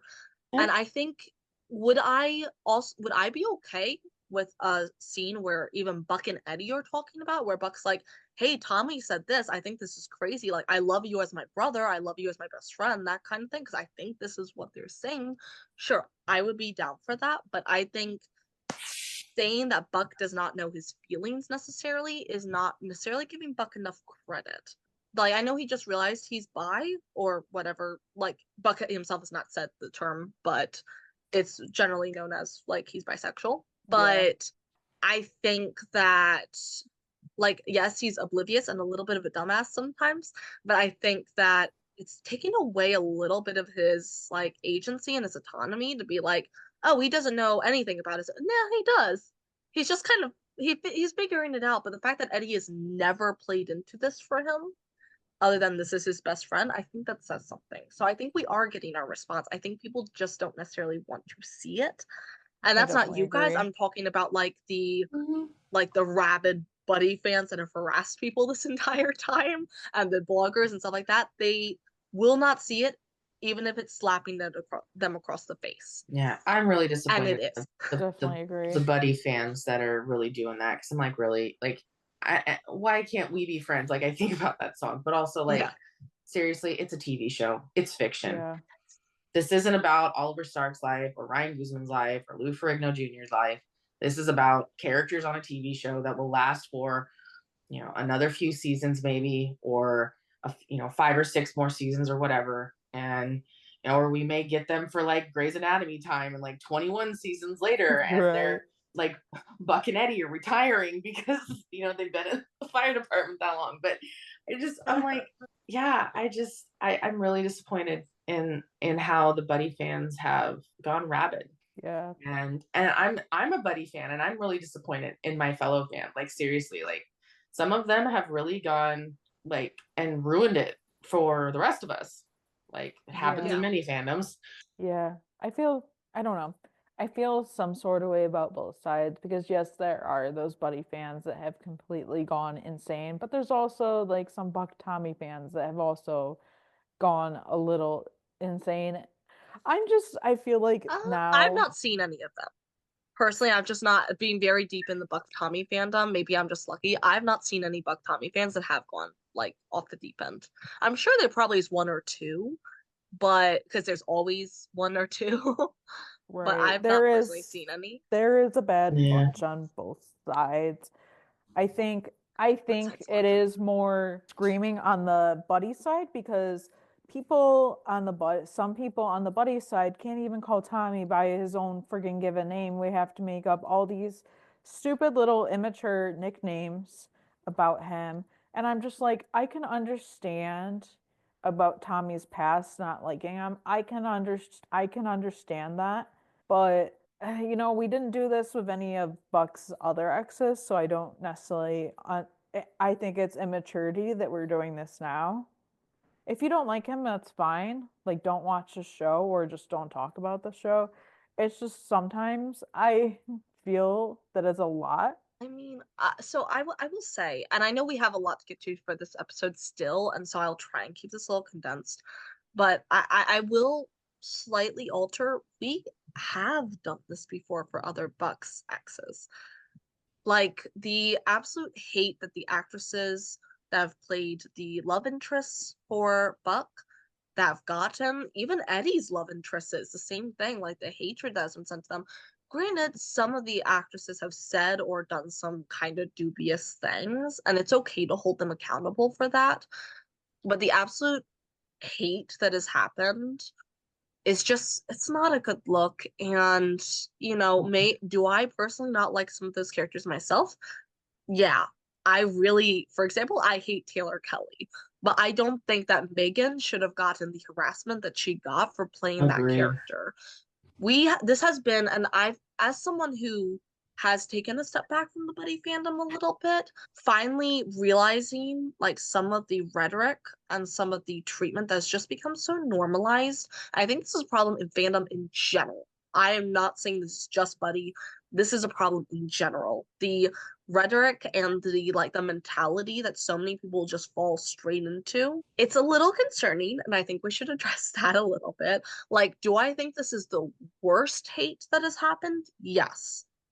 Because, it's a gay ship, but it's the wrong gay ship. And I think there is some serious damage to be said about that mentality, but okay. But I think it's worth saying that this has been a issue the entire series. And it is not a 911 confined issue. This, like, Oh, I know it goes outside. Yeah, yeah. there's other shows that I'm in that are very like, and I just don't involve myself with the fandom. I'm like, as much as Yeah. I get into the fandom, I literally go to AO3 and get my fix because I'm like, I'm not gonna Yeah. We even love talk to anybody about it AO3. anymore. We love AO3. Anyhow, that was the last of all my rhetoric to say about the scene, other than maybe one thing about Maddie once we finish this. But sorry, Yeah. I know I helped sidetrack this. I've been sidetracking the entire episode. Y'all have been amazing. Yeah, so let's try to get through the scene before we have any other side comments. Sorry, not sorry. Yeah. So, basically, Buck says how, like, does not having Eddie in my life and in the field leave a big hole? Yeah, like it does, sure. And Maddie asks, like, if he explained that to Tommy, and Buck says, yeah, in the meanest way possible. And Buck says he understands him feeling threatened by what Buck and Eddie have, but he seemed so relieved by him being gone.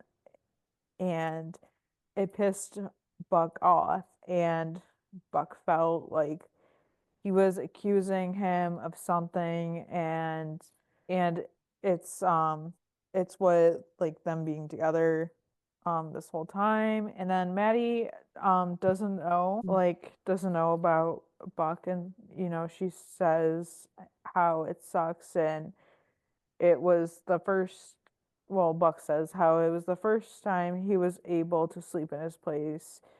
And Maddie says, maybe Buck shouldn't be living there. And Buck said, like, he hasn't even unpacked. And Buck says, maybe he doesn't want to unpack because as soon as he does, it means Eddie and Chris aren't coming back for real, which that's totally valid. I think that's a good point. Yeah, I think that's a good perspective. Yeah. Yeah.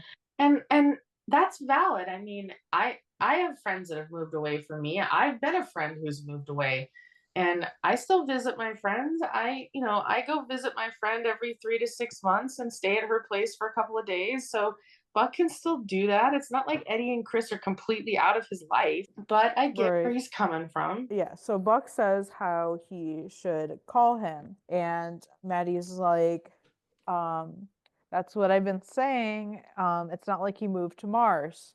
And which I found very I funny. love that comment. And Buck is like, not Eddie, Tommy. I mean, yes, I will call Eddie eventually. Like, but he owes Tommy an apology, and Tommy is probably right. And Buck was, using him as a distraction so he didn't feel so alone.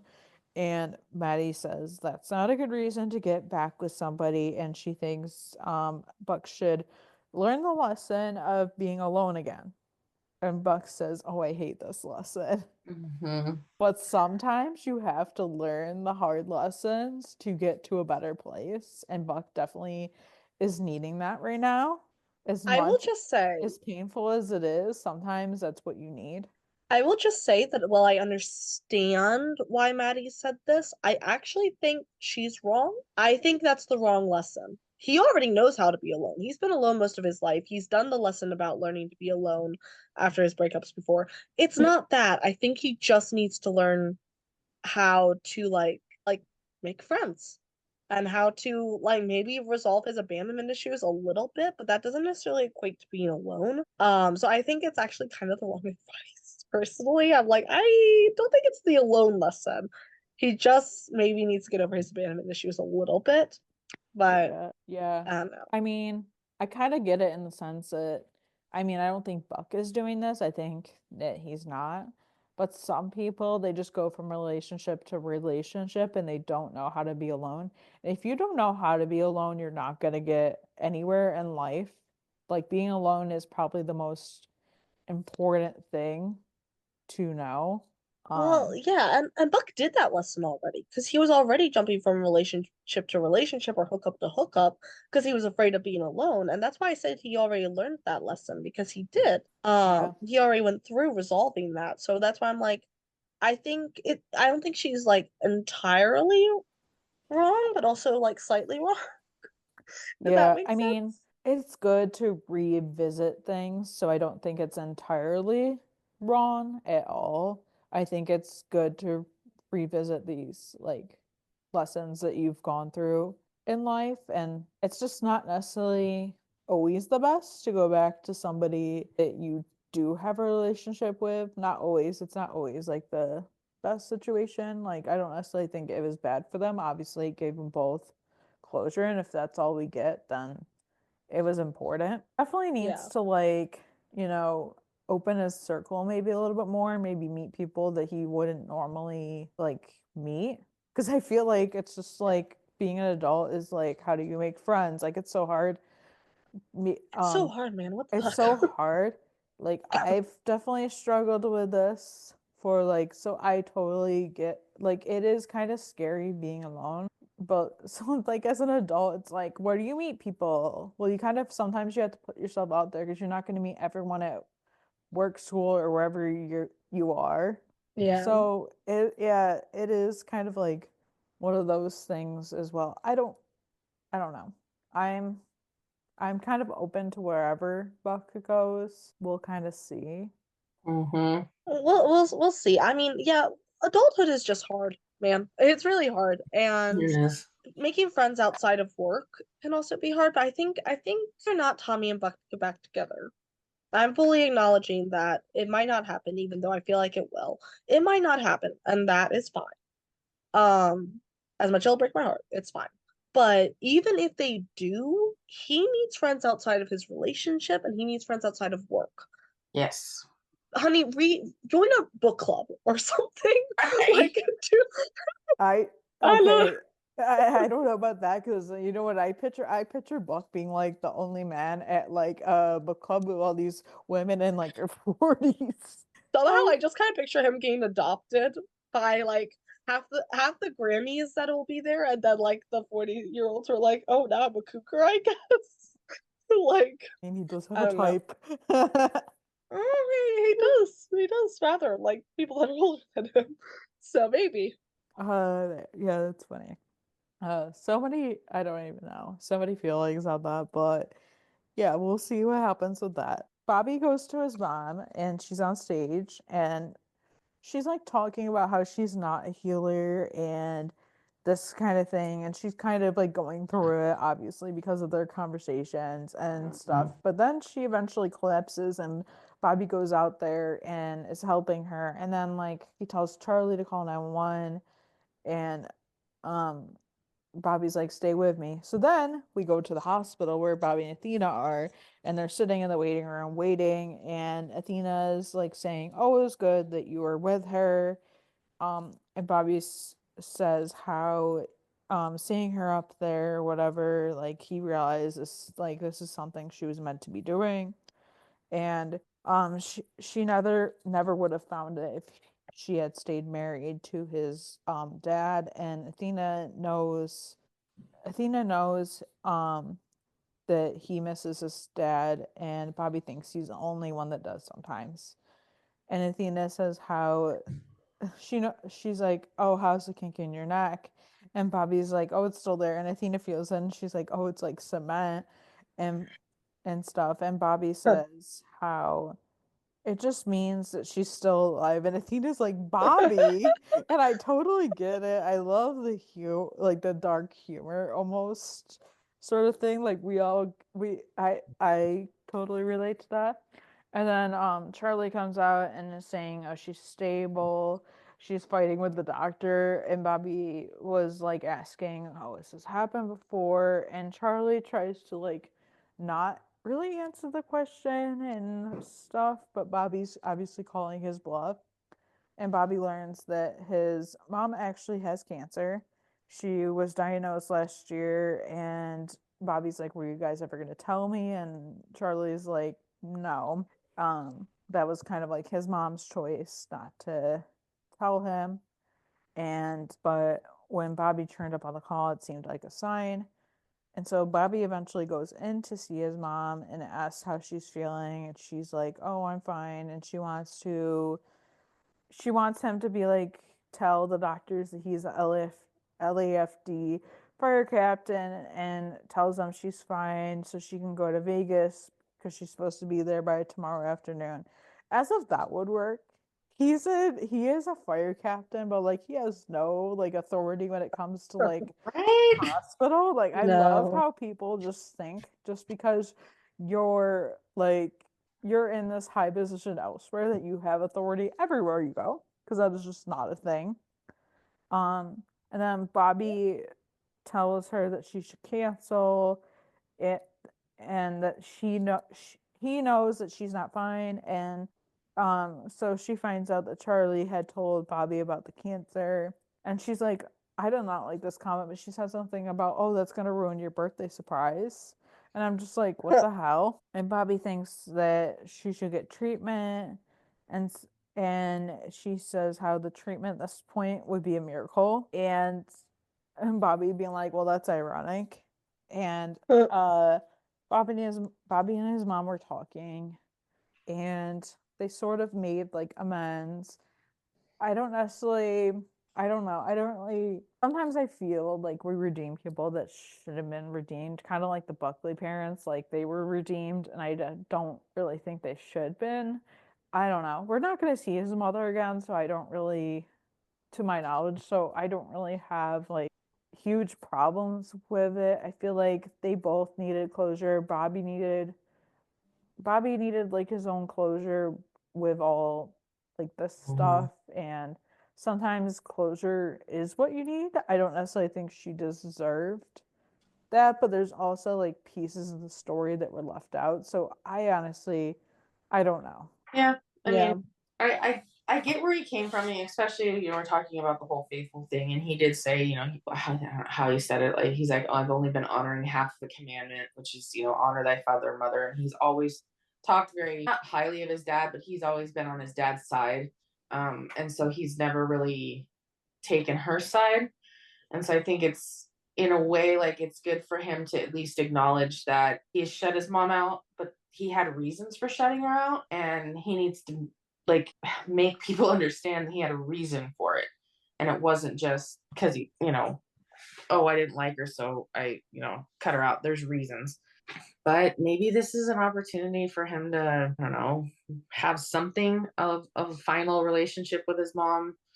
And he's got a brother that he's not been a part of his life either. And I think that sucks. That, and I think his brother even talked when they were catching up that his brother is like on he's like on divorce number 3 or something. So like, and Bobby didn't even know about the second two. Like he knew about the first one, thought they were still together. So, um, this might open up an opportunity for Bobby to have a relationship of some kind with his brother and his mom. But yeah, just because she's sick is not the reason why he should be forgiving her. Right. Yeah. Yeah. Because also, what happens if she does get miraculously healed? Right. Yeah. Yeah. I feel like sometimes you don't have to, but sometimes people forgive, but they won't forget. And that's like very important to think about. And maybe that's what Bobby was doing. It just because he kind of made amends with her doesn't mean he's gonna like want her in his life. I've said pretty much all I think I need to say about my feelings on this. I'm happy enough if she doesn't come back. I was Same. wondering if this was going to be another Tony situation. Um, wasn't that the name of Pen's mom, Tony? I think it was. Yes. Yeah. Which, granted, I did grow to like Tony after a while. So, but I'm perfectly happy if we don't get Am back. Again, 911 has a thing about forgiving all the shitty parents, regardless of how shitty they are. So am I that surprised this is how it turned out? Not really. Yeah. But it I think maybe I expected this to be a little bit more of an impactful storyline. And maybe I feel like it wasn't as much as I expected, but it was still pretty good. I would be much more interested to see the whole relationship with the brother. I would love to see him come back more. Also, it is giving me Owen's storyline vibes. I'm just gonna say with his brother and everything. Yeah. I am here for it because we've known there was a brother for actually, have we only really known since we even learned about his dad? We learned in season 7. We had flashbacks of the brother. Yeah. Yeah, There was a mention in a previous season, I can't remember which season, about him just Oh, it was the mentioning lawn a darts. brother. Yeah, There's the lawn yeah. darts. I think it was season 2. I was gonna say I think it was the first few seasons. So yeah. So it's been established at least for a little while. Even It if was it was established that he had a brother, not necessarily anything like specific, but it was just like, oh, he has siblings, so that could be something out there because it was always like this thing that like Bobby didn't have any living family. Mm-hmm. Yeah. But yeah, so I'm very curious to see what happens from here, but I am here for it. Yeah. So then we finally see Buck unpacking. It's about freaking time, and it was a nice little montage. I did enjoy it. And then the last scene, we have like the 911 call, and it's like the FBI is requesting support at 1408 Skipper Drive, Long Beach, and Athena's like says how she's en route, and they basically tell her to detain the suspect until the agents arrive. Athena gets there, sees the Odyssey ship, and it was my favorite part for her because it's like she's like, "You got to be kidding me." It was so funny. I was just like, I could watch that scene over and over because it's just like her honest reaction is like, "You gotta be kidding me." Right. Yeah.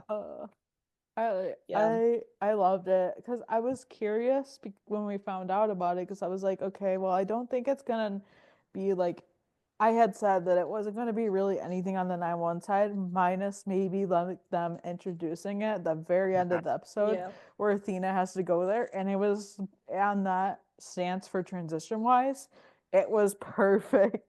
Yeah, much like they did with 911 and LoneStar when they did that crossover, they did kind of the same. The end scene. End scene. Which I know some people get confused about crossovers, but that's like how crossovers are supposed to work. Like people don't realize that like the whole like thing isn't supposed to be like a crossover. Like there is that transition period. So you might not necessarily get like everything in one show, but you get the rest in another. And that is how a real crossover, like a good crossover, is supposed to work. And this was interesting. Like for Grace and I, this is our first ever time watching Dr. Odyssey. We knew a few like aspects about the show, but we really didn't know anything. And I think for 911 fans that have never seen it, it was a good episode because there weren't like too many storylines that we wouldn't really know Mhm. about, which I think was good. And I think that was intentional because I think this was very strategic because obviously this is like a Ryan Murphy show as well. So they're like, okay, well, 911 fans can watch this. And like, I think that that's just how it was supposed to be. So I think they dropped like enough that they were trying to like lure some more watchers in for those who weren't, like, the baby storyline and stuff like that. I assume we're mostly just gonna be talking about the Athena stuff, yes. which is what I'm here for. Cool. But it was a good one for people that don't want to go get invested in Dr. Odyssey to watch. So yeah, someone Yeah. who does not necessarily have much interest towards it. So Only watching it for Joshua Jackson. Yeah. that's real. Though I was No, just go gonna ahead. say that I did see an episode description about Bridezilla, and I'm like, well, I love those Reddit threads, so maybe I'll watch that. Who knows? Yeah, I think it like worked well because they're trying to get people to watch it. And so I feel like they you're either gonna get people to be like, oh hey, I should definitely start from the beginning and watch this. So I think they did a really good job in that aspect. So yeah. We are gonna mostly just talk about the Athena stuff. Like that's kind of like the focus because we're not gonna like recap the whole thing. Let's just be real. Um, Yeah, this but is already a long enough episode. exactly. So the whole like point of this episode was that it was casino week, so they had more basically more money on the ship than usual. So we see Athena on the ship, or I guess we hear her because we hear her banging on the door. So she has to be let out, and she is totally panicking. And she says how she needs to get off this boat right now. And then Max was like, that's gonna be tricky because we just left port like half an hour ago. And Athena is panicking and she's like, no, no, no, no, no, no, not a cruise ship, not again. Not again. Which I thought was so, and that was so cool. And I know they released that scene like as a sneak peek, which is so fun. And so then, he's like checking her hand because she obviously was banging on the door and says how like there's no obvious signs of fracture, but she banged it up pretty good. And Tina's like, not good enough. It wasn't enough to get me off this damn ship in time. And then he says how Athena strikes her as like a strong and capable woman who seems to seriously hate cruise ships and asks how she found herself locked in a closet on the Odyssey. And Athena explains that the LAPD got a call from the FBI asking them to pick up a Henry Methvin who was trying to board the ship with a fake passport. And it turned out that Henry was carrying an AI powered safe cracking device. But to Because of Athena's, course it's AI. of course, it's everywhere nowadays. Right. It's to Athena's great misfortune and annoyance, he had checked a bag and it was already on board, so she had to go on the ship to get it, and it might contain evidence. And then Athena says how like her partner like took him in while she went to get the bag. And on her way to his room, she heard one of the crew members cry out she had cut herself on a broken light bulb.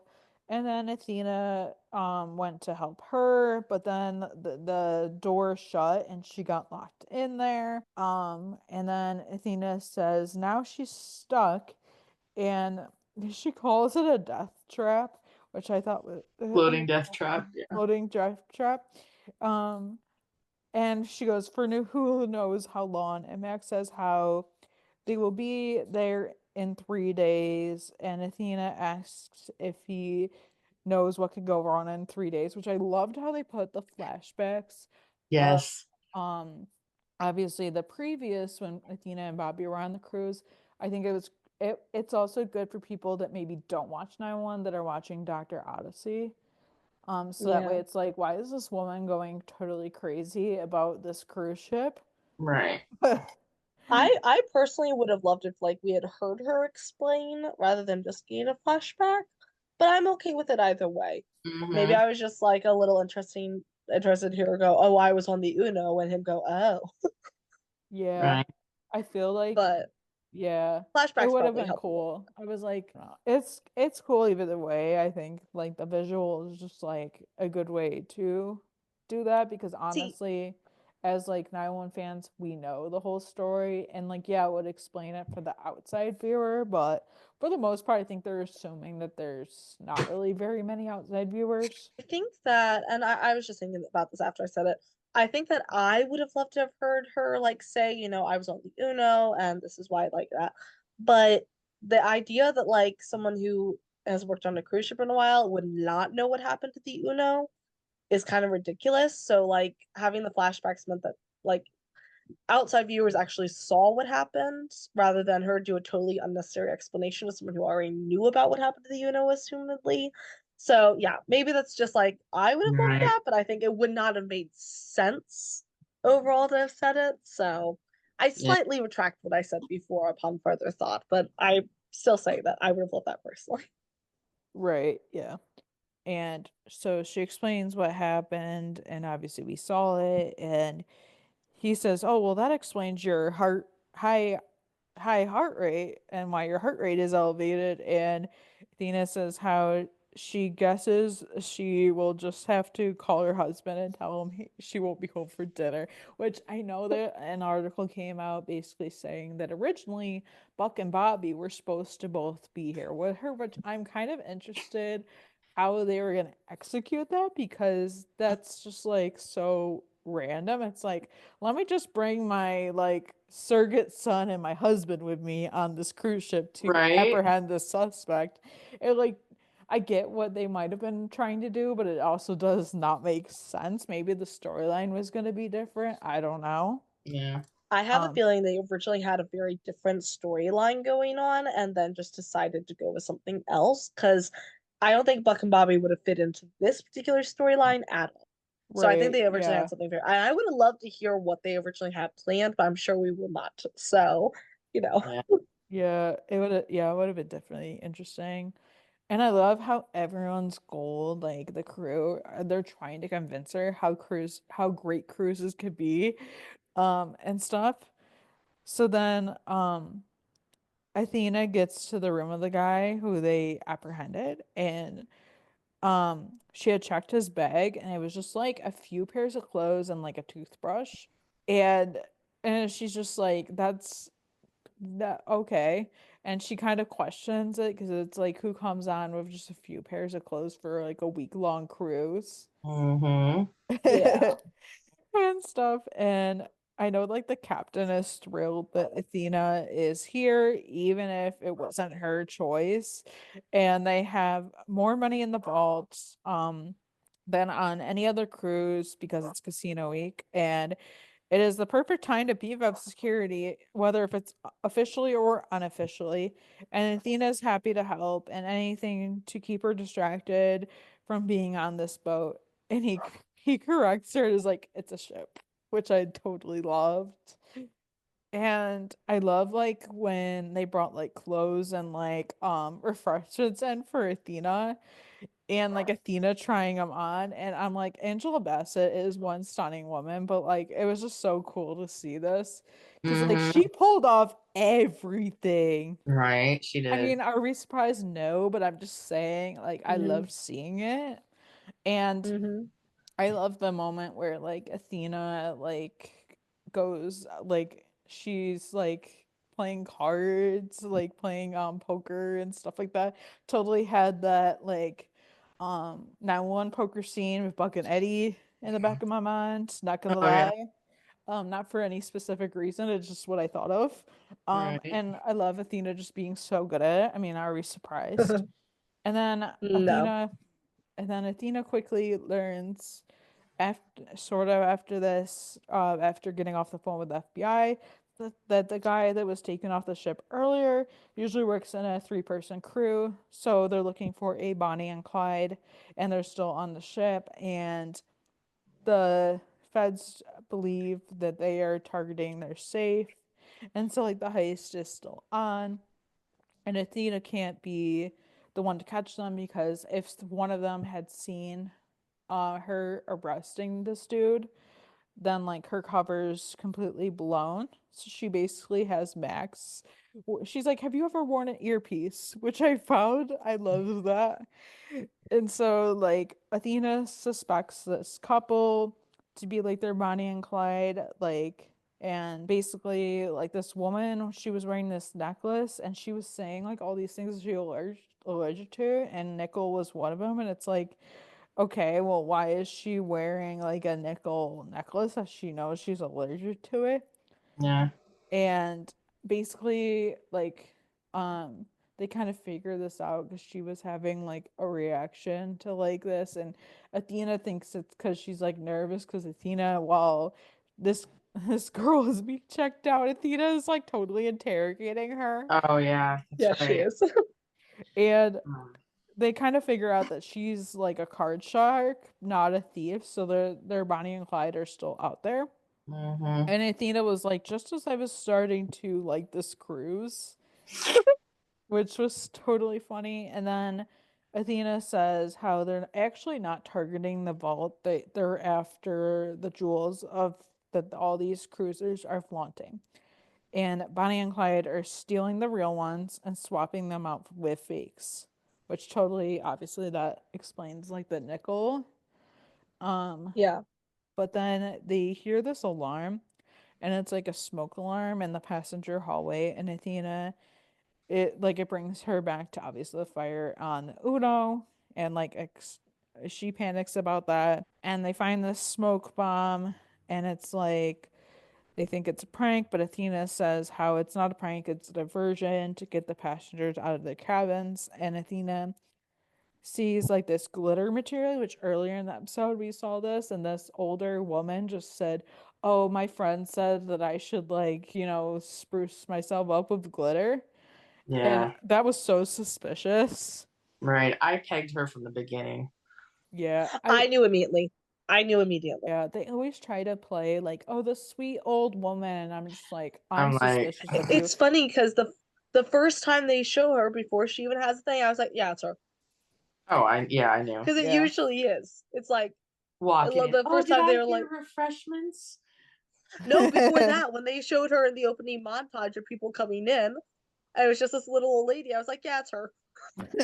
I don't see, I There wasn't was paying that nothing close known about her. attention, but like I knew she was suspicious the second we actually physically met her and Athena met her. And so there's that. Uh, And then Also, I'm just gonna say she looks a little bit like Betty White, and I love it for her. oh my God, yes. I was Hmm. totally like thinking like Golden Girls vibes. Not Yeah, necessarily Betty White specifically, but I was totally getting that same vibe. And yeah. She looked like so Betty White to me. I was like, my girl. yes. Oh, yeah. And then the woman is told to like go to her muster station, but she's making some excuse about needing to get some meds. And when she goes back to the room, Athena and Max are waiting for her. So it was like it was the grandma and then the grandson because she had made some excuse. Oh, my grandson will not come out of the room. He just keeps playing video games or something like that. Hmm. And so that's who they're looking for. And of course, Athena figures them out. So basically, they had made fake jewels with a 3D printer. And this dude, like the dude that they had apprehended, was dumb enough to use a famous criminal's name on his passport. And I'm like, seriously, dude. Yeah, right. And like, so Athena figured Maybe it them was out. maybe it was an AI generated passport. It Yeah, probably was. probably. It probably was. Good criminal names. Good criminal Uh, names. And they're And like, well, then we can't generate anything new. We only steal, so let's go steal a real criminal's name. us, yeah, I swear, like some people are so dumb. But yeah, Athena Mm, figures this whole thing out because Athena's like figures that one of them must have seen her when she took Henry into custody, and then there was something that they really didn't want her to find in the bag, and they didn't want, so we see like the scene, and the kid like or whatever, had the grandson had shut the closet door where Athena was helping somebody on the crew, and then Athena um had already taken this like lock breaking device, um but it wasn't for the vault, it was to get into all the rooms. And to get access, sweet innocent grandma, as Athena put it, stole Tristan's watch, and she had like deliberately made herself sick. She stopped taking her seizure medicine, and then she started Mhm. drinking alcohol and caffeine to induce a seizure. Yeah, so she could get to the nurses and get down to the infirmary. Right.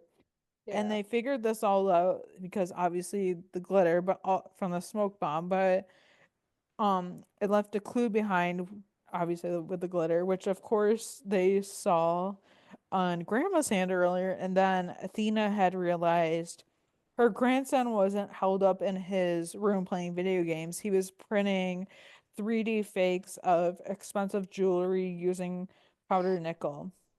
And Max So no realized glitter that at her, all. yeah, exactly. And then Max had realized her levels were low because she stopped taking her meds, and Athena knew where to find her since they were not neighbors. This lady, her room was right next door, and the lady says how the LAPD doesn't have jurisdiction, and basically the captain says how based on maritime laws, like we can detain you for however long I want to. And Athena says how there's basically a helicopter coming to escort them all home.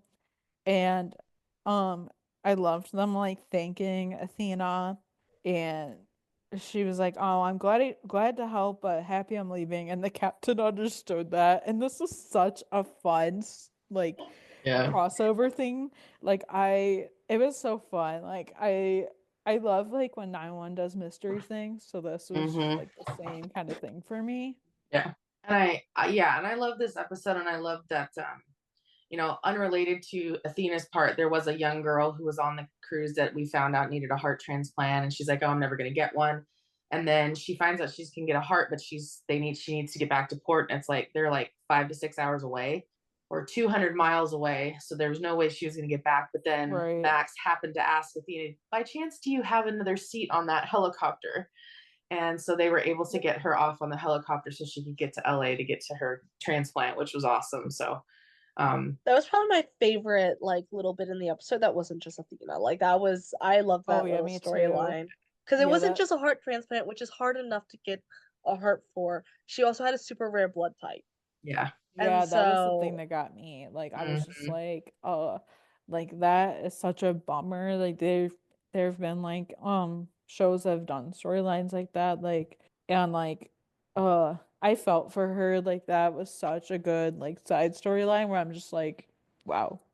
Okay, final thoughts. I really liked 9-1 and obviously the crossover. Mhm. I did like how, so I know we had talked last week about Maddie and like just the different things after. I did notice like very slight scar. I know like these things are not going to keep up for long, but you can just tell that like they're addressing her trauma. They're like addressing just little things, which I like. I'm pleasantly surprised in that aspect. Mhm. Um, so far so good, but I really did like these episodes. It was such a good 9-1 episode, and I loved it. yeah, I really enjoyed this episode. I think this is one of my favorite episodes of this season. Um, Hmm. Mhm. Same. Probably up there with the Halloween one. I really Mm. loved this episode. Obviously, I've said all I really need to say about Buck Tommy. I really loved that aspect. I enjoyed the Bobby storyline, not as much as I thought I would, but still pretty well. I think there's definitely conversations to be had about the whole faith healer thing and all of that, but it is a show. Um, Mhm. I will say, I meant to say this earlier, I totally forgot that I have seen this take recently. I think it's actually fully correct. I think the reason that Maddie has some hesitation about the whole Tommy Bear things is because she sees another runner. She is also a runner. So I Yeah. think there are some interesting parallels happening between the Madney storyline and the Buck Tommy storyline because one Buckley is a runner and another Buckley found a runner. And I think that is an interesting dynamic that I really hope does get actually explored because I think that is a whole host of potential. Right. Whether or not Buck Tommy becomes like a ship again, or well, not a ship again, but gets together again.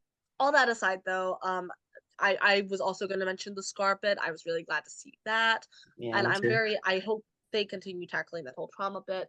I just think it was really great. I actually did enjoy the Dr. Odyssey episode. I don't know if I plan to necessarily go watch the show myself, but I did enjoy, the whole heist storyline. Athena obviously looking great. Angela Bassett is a beautiful woman and a very talented one. Um, and I'm very interested to see what we have lined up for us for the rest of the season because so far, second half of it blowing out the water as far as I'm concerned. I agree. This is amazing. 911 is a great episode. I did like the Odyssey crossover. I thought that was pretty cool. I'm glad they kept it simple in the way of just like one character because I think sometimes when you have so many characters on one series and you want to cross over with another, you have to like pick and choose. And like I can understand like maybe them wanting the Bobby Athena like redemption in a way, but it would not have fit for this episode. So they would have had to come up with some different type of like scenario for, especially with Buck being there as well. The only thing I was thinking is like maybe Buck had been with Bobby at the hospital and Athena or something, and they were on the way back when she got the call. It's the only thing I could think of that would make it like valid, like they would have all been together. I think 911 was great. I definitely one of my top favorites for the last few seasons.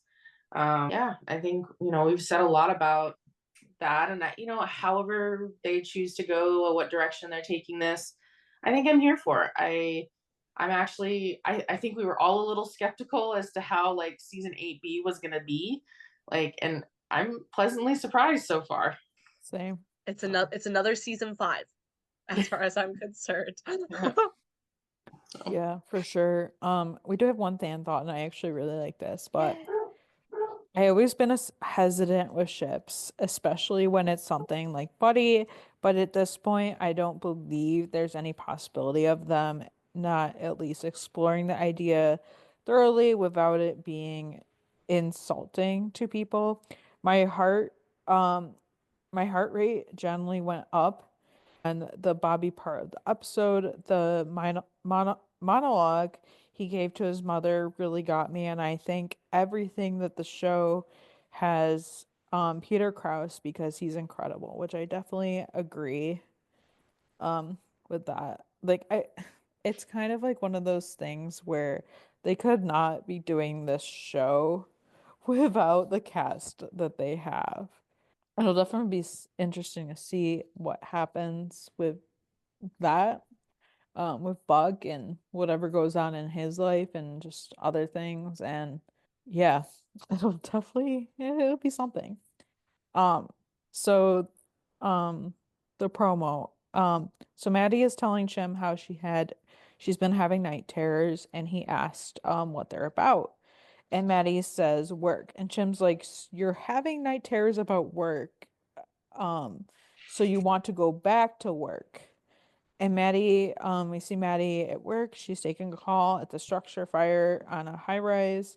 Bobby is asking if the kid can see them. But Maddie can't speak and she's like clutching her neck. And Bobby is asking, like, Maddie, are you okay? But she can't respond. So I'm very pleasantly surprised that they're actively addressing trauma for Maddie. I definitely think like there were physical and other signs in this episode, but now next episode they're really gonna dive into that, which I'm very excited about.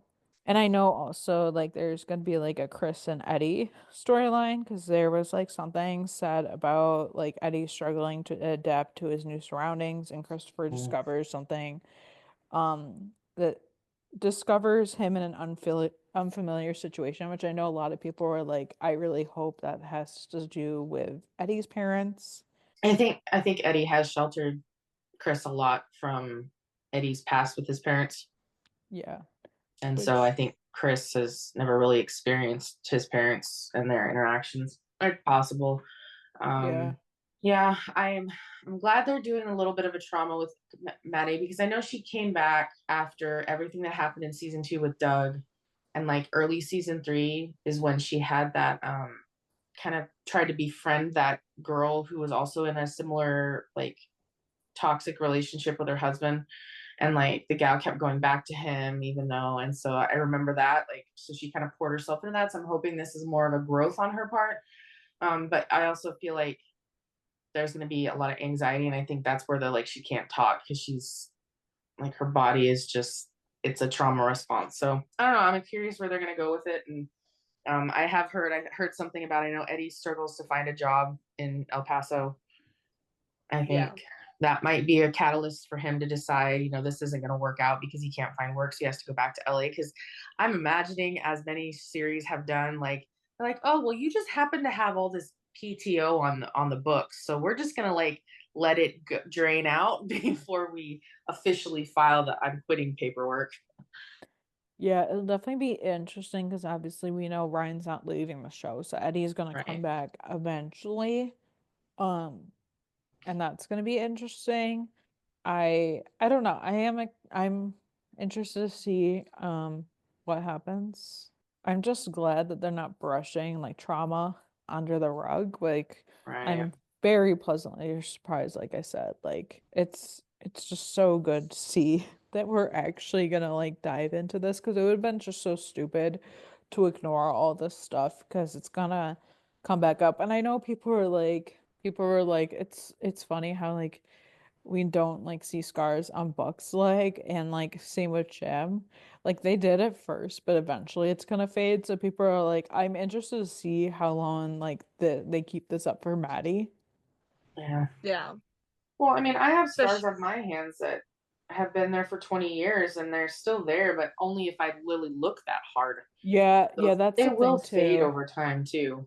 Yeah, like I cracked my forehead open when I was like 5 before I started kindergarten. And I have a scar on my forehead, but obviously that was like over like 20 years ago. So like if I showed people like in person they would definitely be able to see it. But it's kind of like it's faded a lot over, all these years. So, yes, scars do yeah. fade. I have a scar on my forehead. It's kind of right between my eyebrows. I was spun into a glass table when I was a year old. It was just roughhousing. It was an accident. But so it's a 22-year-old scar, and it's one that I still have. And Right. it is definitely one that has faded over time. And I don't, it's just part of my face. I don't notice it anymore that Hmm. much, but it is definitely still there. So, you know, especially like a 22-year-old scar on like a, well, it was then a 1-year old. You would think like, body is either going to remember that super much or it's going to like really cover over it. So scars are just weird like that, and bodies are also weird like that. So we're gonna see. Just I hope they definitely keep a consistent storyline with it. Yeah, for at least the season. You know what I Yeah. mean? Yeah, Yeah, I'm hopefully for a couple definitely, seasons. That's a long yeah, lasting scar. yeah. I know they won't. That's why I'm just like at Uh, least for the yeah. season because I know Hmm. I know like it's a lot to commit to, like scars. Um, and Yeah. it's even funny, a show that somebody was had a leg amputated, there was a scene where if you really looked into it, she wasn't wearing like they didn't fake a prosthetic eventually in the series. Like it was just like, did they forget she's an amputee? Oh, oops. So it's just like sometimes like they forget, which totally, Hmm. but at least for this season. But we'll kind of see what happens. Yeah. Yeah. Thank you guys so much for joining us and listening. Be sure to subscribe to the podcast wherever you get your podcast. Be sure to check out our website, 91lsroundup.com. You guys can also follow us on our socials at 91lsroundup on Facebook, Twitter, Instagram, Threads, and TikTok. As always, be sure to join our Discord server. The link is in the description of this podcast and also on our website. You guys can follow me, Katie, for Love of Carlos on Instagram, TikTok, and Threads. You guys can follow me, Grace, at RunandRafa911 on Instagram and Threads. You can follow me, EJ, at EJ8302 on Instagram and Threads. Bye. Bye. Bye.